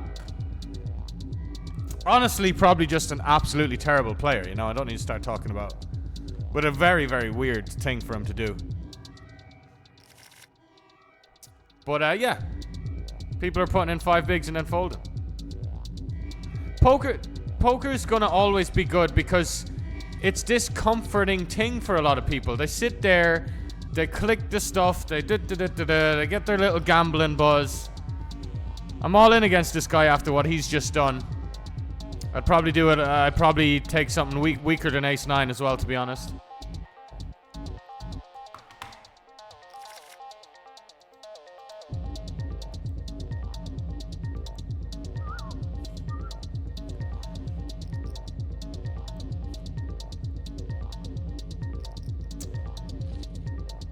Yeah, in terms of, yeah, you can play a live tournament for a couple of $100 and the skill level is people who wouldn't beat microstakes. Absolutely. Very, very, very, very easy to have a win rate. The problem is you're getting your couple of live tournaments every week. You're getting your 50 a year. That's variance. The variance in poker is like, it's like a wind, a strong gust of wind that can become gale force. And volume is like your stabilizer, like the house you build. Is the more volume you put in, the more sturdy your, you know, whatever. Not a house. So gale force wind's not going to blow a fucking house. So you get what I'm getting at. When you have this little 50 a year live tournaments, or your couple of fucking 5 online every week on the weekend, the variance will blow you around like a fucking, like a plastic bag, you know?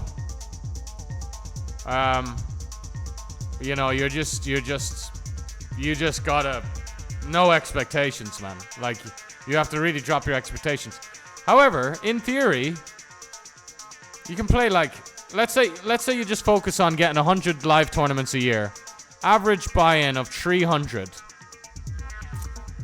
Playing good, mature poker, understanding people's tendencies and how much this guy and that guy is under bluffing and how nitty this guy is, and this guy only raises when he has a good hand and limps when he's bad hand.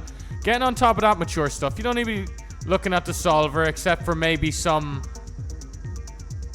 But even if you're playing against Wallies and you have this spot where you check raise a fish and then he just jams in 40 bigs, you can still use theory, plug that into a little solver, assess what his range is. Say, okay, he's going to have these hands, he's going to have flush draws. Maybe I saw him overplay like top pair. Maybe he's just got a weak top pair in there as well.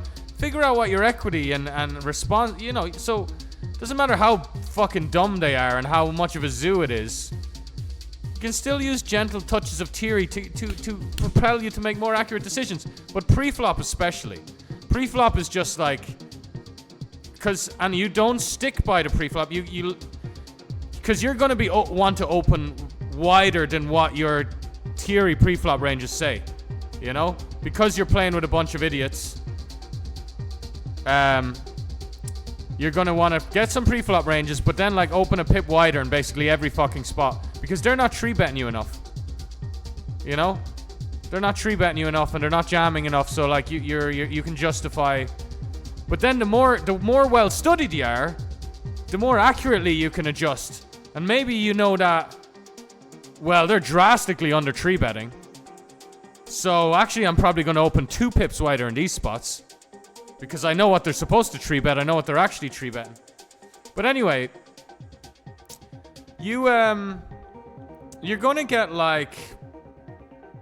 you can easily attain at least like a 40-50% ROI in some of these games. I mean, I'd rock up and probably have closer to 80 or 100 or beyond. But I wouldn't be playing those games. Like, I'd be better served to be playing higher stakes. But yeah, you play 100 of those games a year. Get a nice solid 50% ROI. Call it a $400 buy-in. It's 20k in theory in a year can make there. Get 100 tournaments in. Let's be a bit more pessimistic about it. Like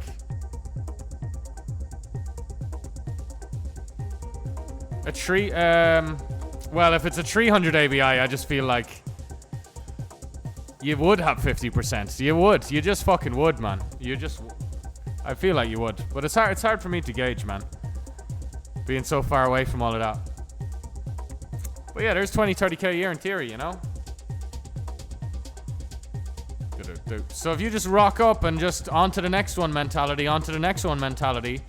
with being a little bit analytical and curious about strategy. Like, what do you think's...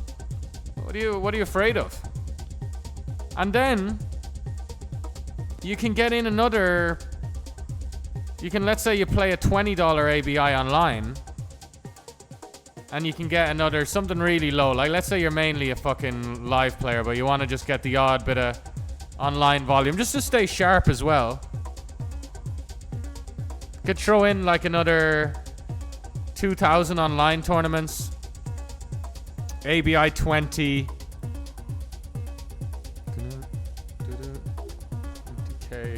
Another couple of grand there, just from, you know,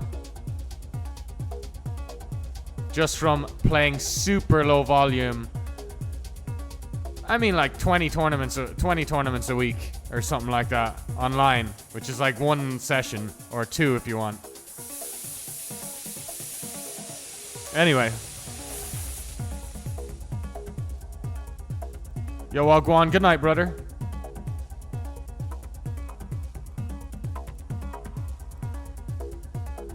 So yeah, poker very pursuable, man.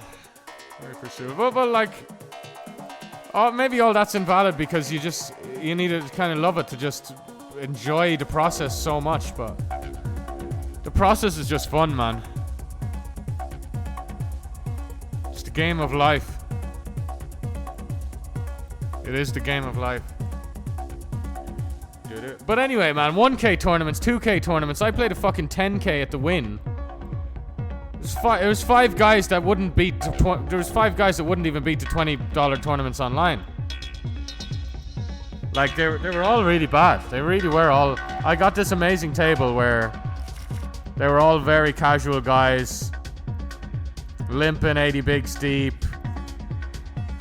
Checking back ace-7-6 rainbow. I remember a hand history that one of my... And I relayed the hand history to Nick Marchington. He hated how I played it. But it went like this. I had ace no kicker, and it came like ace-7-6 rainbow.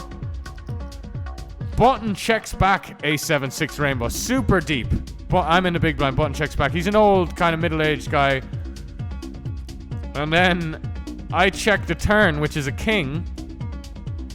And then he bets like 40% pot. And I min raise him. Because I'm like... Probably doesn't have an ace. Probably got a king. Maybe he's trying to protect like pocket 9. I don't know. I just...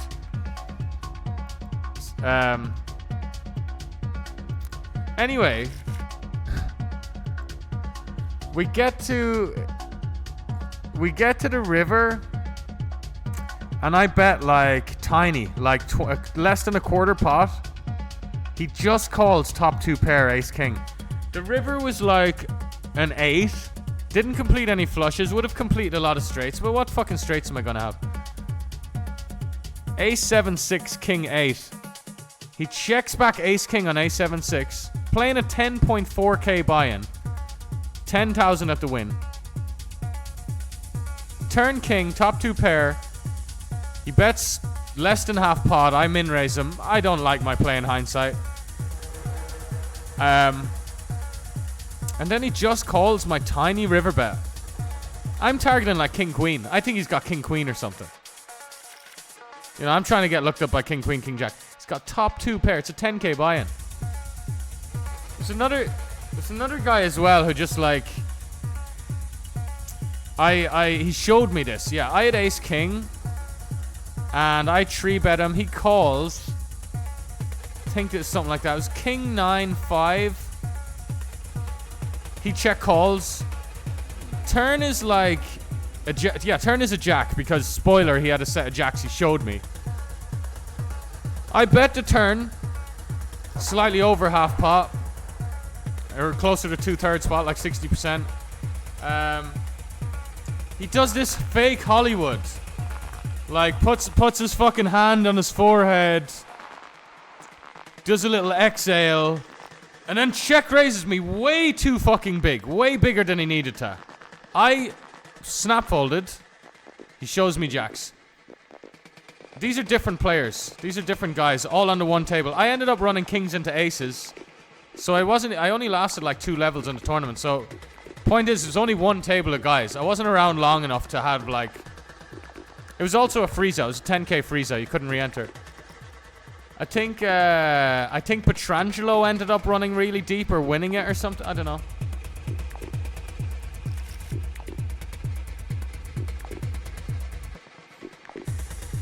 Imagine you lose 40k just learning.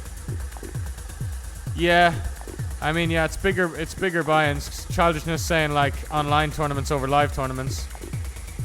But you're not going to brick 100 live tournaments, man. Everyone's going to be really, really bad.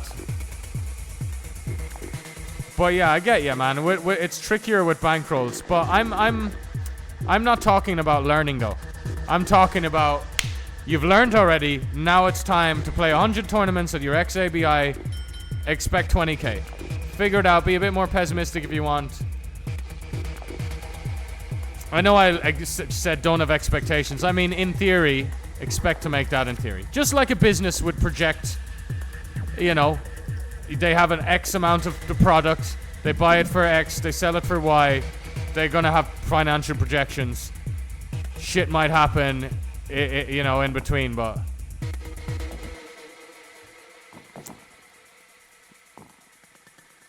And if you're a poker player, if you want to pursue poker, you're a business and you're the CEO. You know, you're the manager. So like try and make good decisions and, you know. Plus the free coffee and finger foods in life, man. The Fitzwilliam, they used to have €110 every Saturday in the Fitzwilliam. That I did very well in because it was the best structured one. That's when as an 18-year-old, I was like, oh, better structure. I can't really lose. I ran deep every time. But they had this amazing meal in the middle of it, man. This buffet on the Saturday.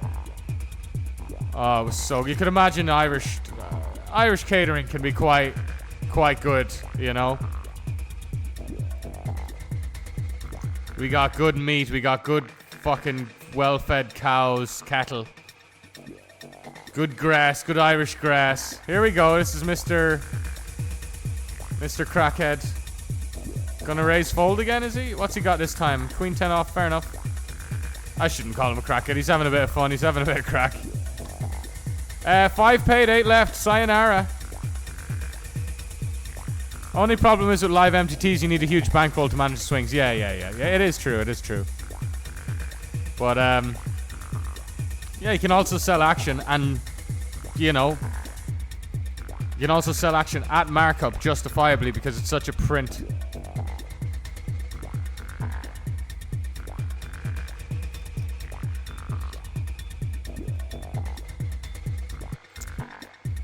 And it's impossible to have the variance. No, but I'm just saying, like, for people to figure out how much money they can make, in theory, from, like, just someone who's just thinks they have the skills. But the reason I'm talking about all of this is because people are so disconnected. There's such a big barrier between actually kind of having a go, putting in an X amount of volume.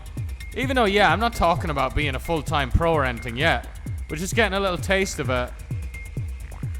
And just knowing what that would mean. You play 100 tournaments of that ABI in a year. You know, that's the 15k or whatever in theory. It's not like, you know, so... It's a gamble. Like anything's a gamble. Like, it's a gamble, but it's 15 or 12k. But yeah, the variance, you cannot, variance is going to be pretty ridiculous.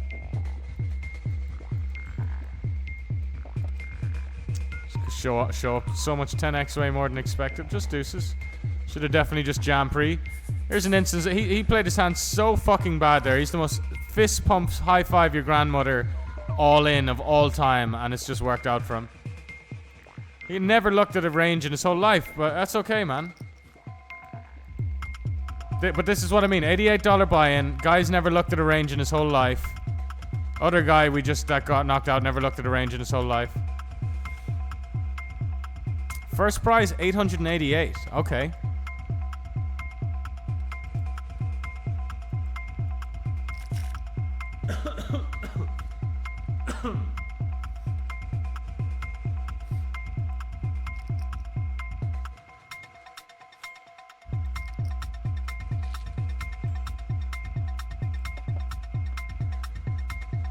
ICM 7 left, 5 paid, and a min cash 228. 140 bucks profit.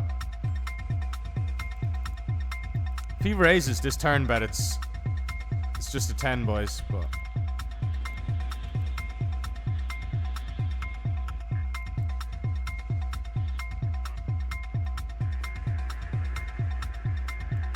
not that I'm concerned about that, but like I just know what it means if he does that.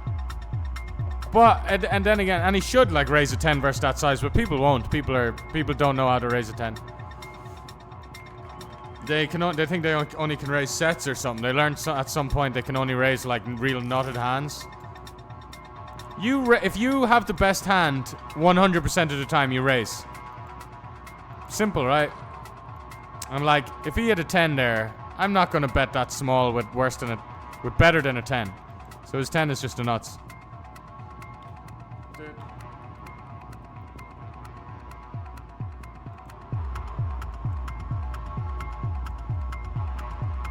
Yeah, Alex makes a good point for live bounty tournaments. Very soft. Half the players play them as a vanilla, and the other half calls any two for a bounty. Yeah.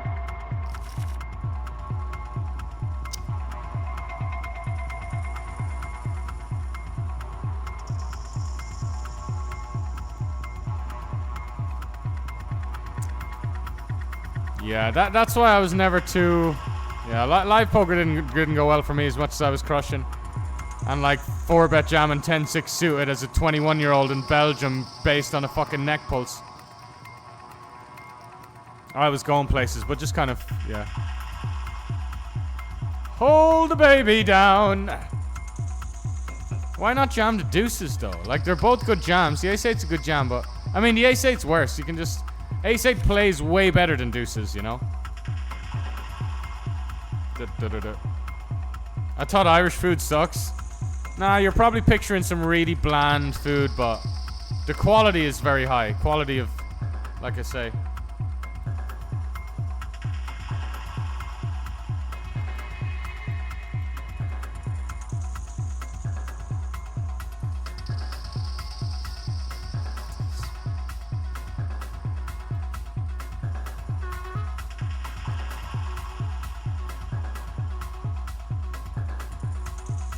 Yeah, live poker, I've definitely... Like, someone who's crushing the live poker games, I kind of have on, you know... Have underachieved big time with live poker for a decade. Which is just variance. So yeah, variance can last a decade in live poker, but I could have put in way more volume, and if I did, I probably would have had my big breaks by now. Very even Stevens. I'm still gonna lean on the guy though.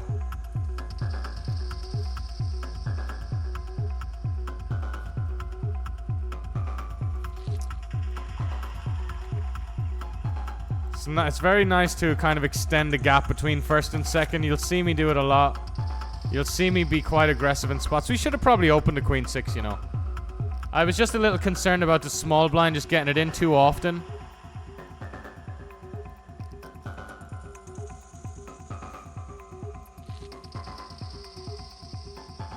WSOP was fun. Yeah, I love the coverage. What ABI am I playing lately? Quite fucking high, man. Probably all time. Quite close to my highest all time. And back in March, April, we had lowered our ABI down to about 50 for a few weeks. So that's how we do it. But right now, I don't know. I'm just playing pretty big. Probably 250 or something like that. Yo, Real Kid 88 with the 32 months. My favorite number. Let's fucking go. Good luck, says Real Kid. Thank you, brother.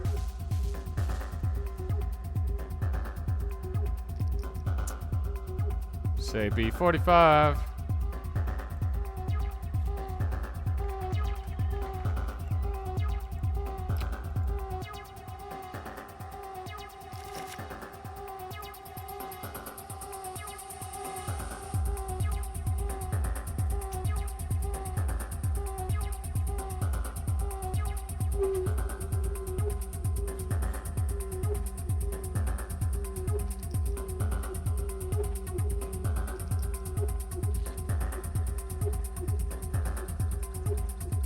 Fuck, 10?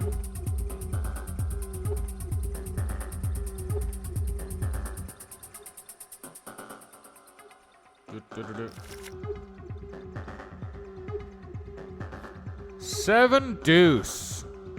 7 deuce. I'm gonna jam with the guy on 2 big blinds. Any two. And just another misconception about solvers. A solver would show us that. You know, we plug the ICM sim in. You do see the solver just jam fucking everything. Do want this guy to survive though. And I don't want to limp and then like Crypto Chris just flats down and goes 3-way with us. Or like raise and Crypto Chris goes in. Yeah, right. I mean, we should have raised, then he would have survived. Oh, he did win. Okay.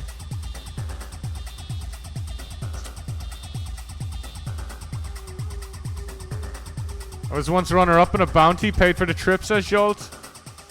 The old trip saver. Paid for the brazzers as well.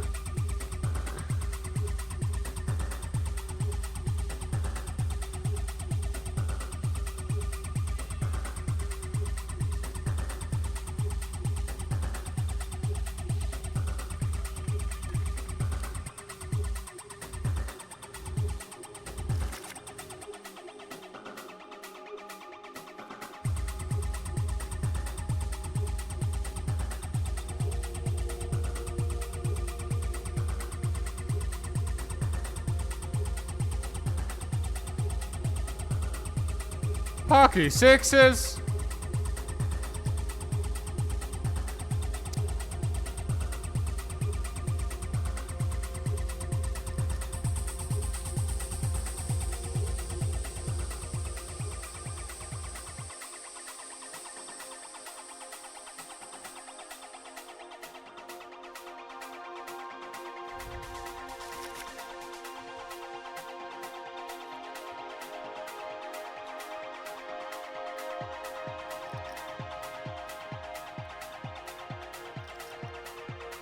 Alrighty.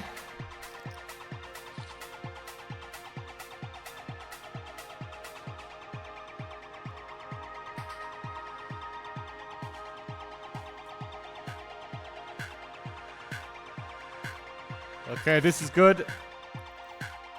This is good.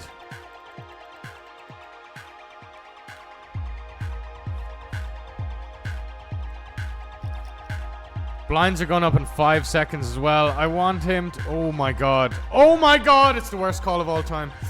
I was waiting for someone to do something like that, you know. A really, really horrible call. Anyway, whatever. Really, really horrible call.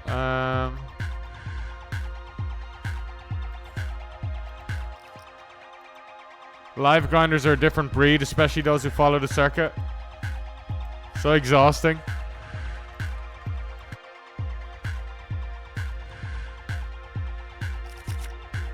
Live grinders tend to like play other forms of gambling more, and like that's quite an insult, but like I can't lie, that's how I kind of feel about live players.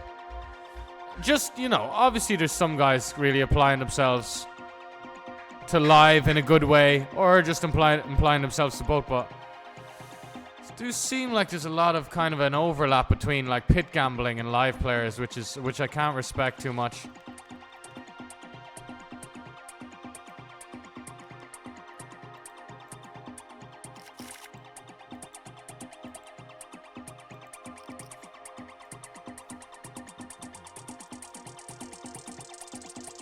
Yeah, that's why, you know who I fucking like to...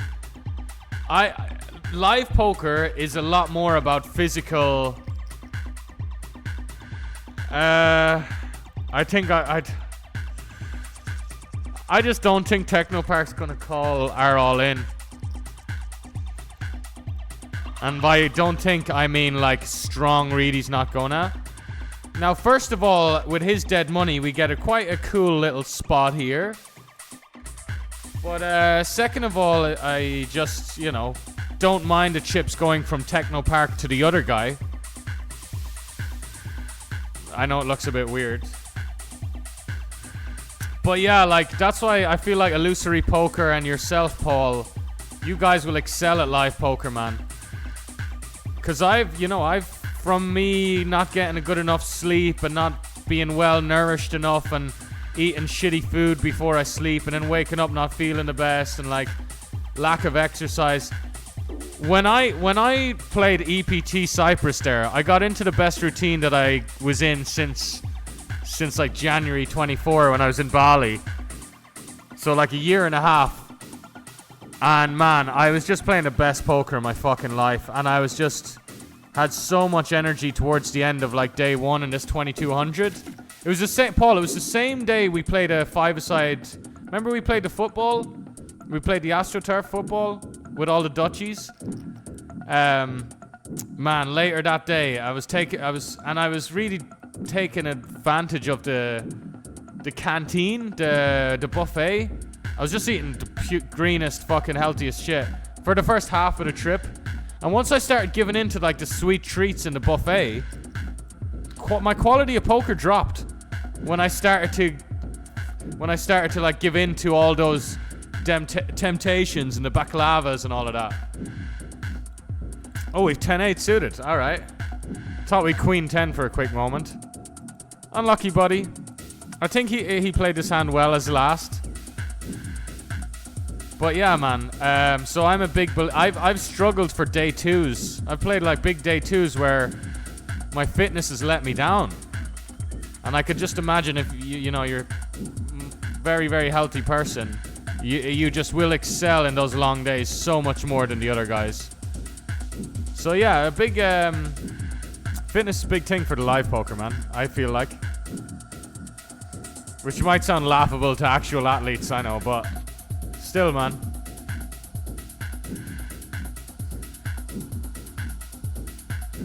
Crypto Chris, his King 9 suited call was so bad, man. Like he should just be. He had like top 2 locked up nearly. If he just played his cards, he got top 2 in the end. But that's because he won the all in, you know. If he lost the all in, he would have went out in 5th. The limp is good, showing signs of someone who kind of knows what they're doing.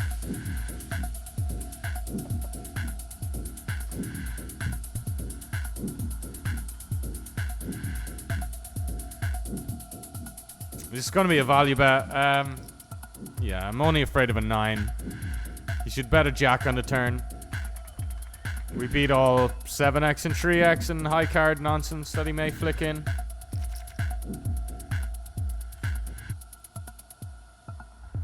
I'm not sure how much he's going to like 3-bet and jam. So like min raising, even though theory does love a limp.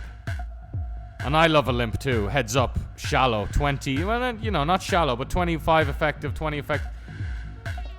However, though, if they're gonna let you min raise, you min raise. But it's very but I don't know, man. Because even if they're under 3-betting and under jamming a lot, jamming is 3-betting.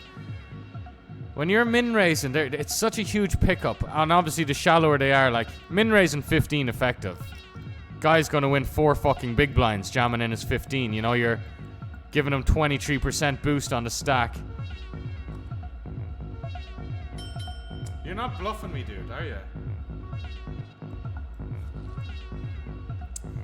He's not bluffing.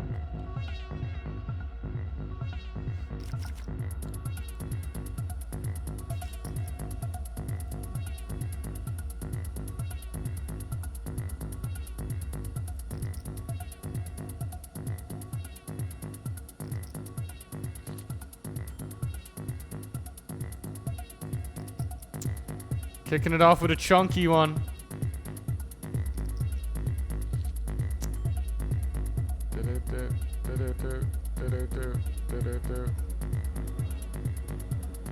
Can fold it out some, well, some like King 10, Queen 10 stuff. That limp called floats flop. Maybe something like Ace Deuce by the river. Well, we river a value jam.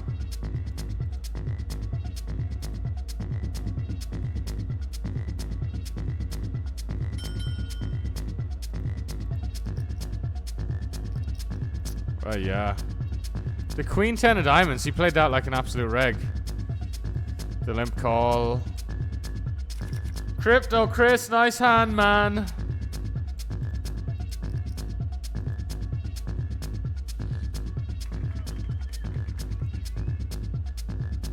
Passing on that spot gets you so much more respect in the future.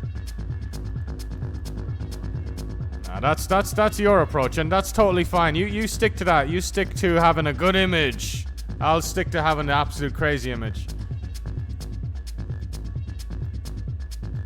Because it's fine. Neither is the correct answer. You know, neither is the correct answer. You can having a nitty image is good. Having a medium image is good. Having whatever image is good. Like what, you just got to use it right.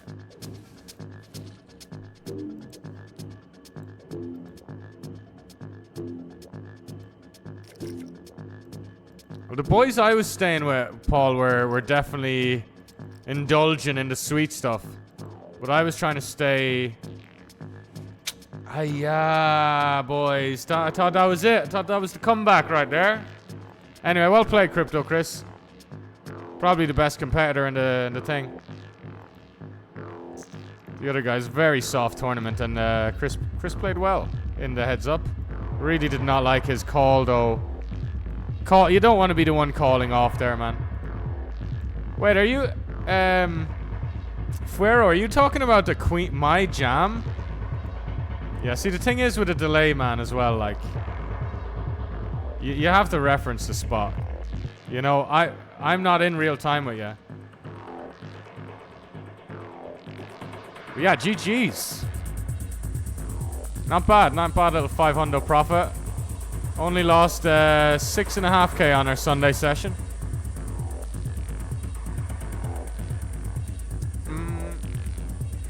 Yeah, appreciate it, boys. Anyone watching this on YouTube?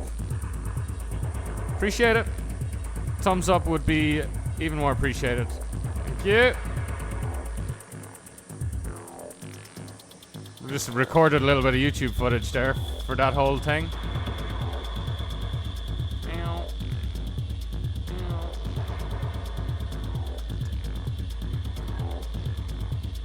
At 6 a.m. I was with the Dutchies drinking. Yeah.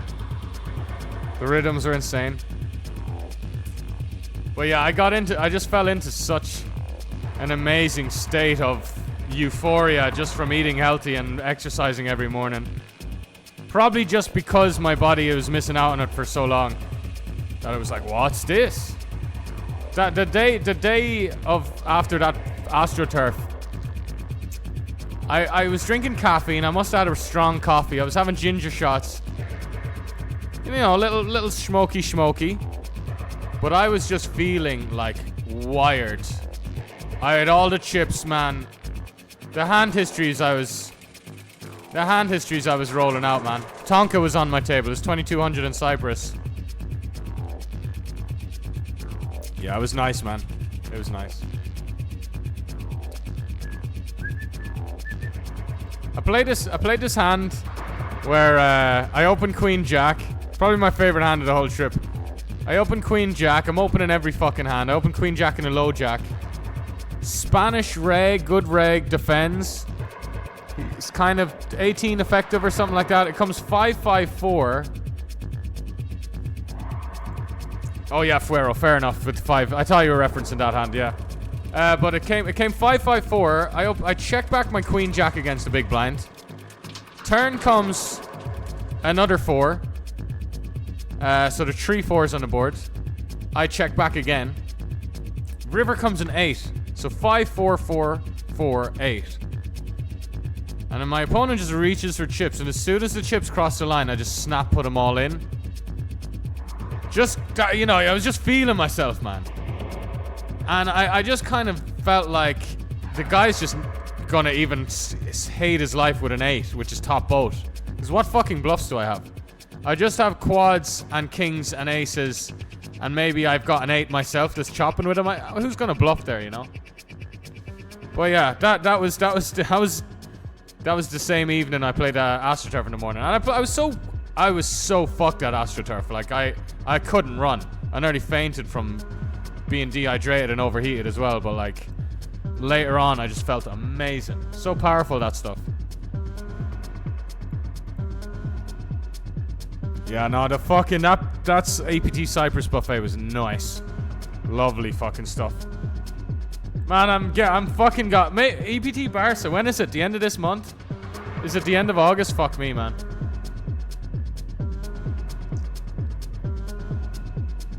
Doo-doo. Yeah, man. Jeez, would be nice, but I don't really have time, man. Got commitments to some stuff. Gonna skedaddle, boys. I think I'll skedaddle. I play a couple of games of FIFA though, boys, so I'll see you on the other channel. I'll go give myself the raid ski. Bye bye. Anyone who's just here for the poker, I'll see you in the next poker stream. Bye bye.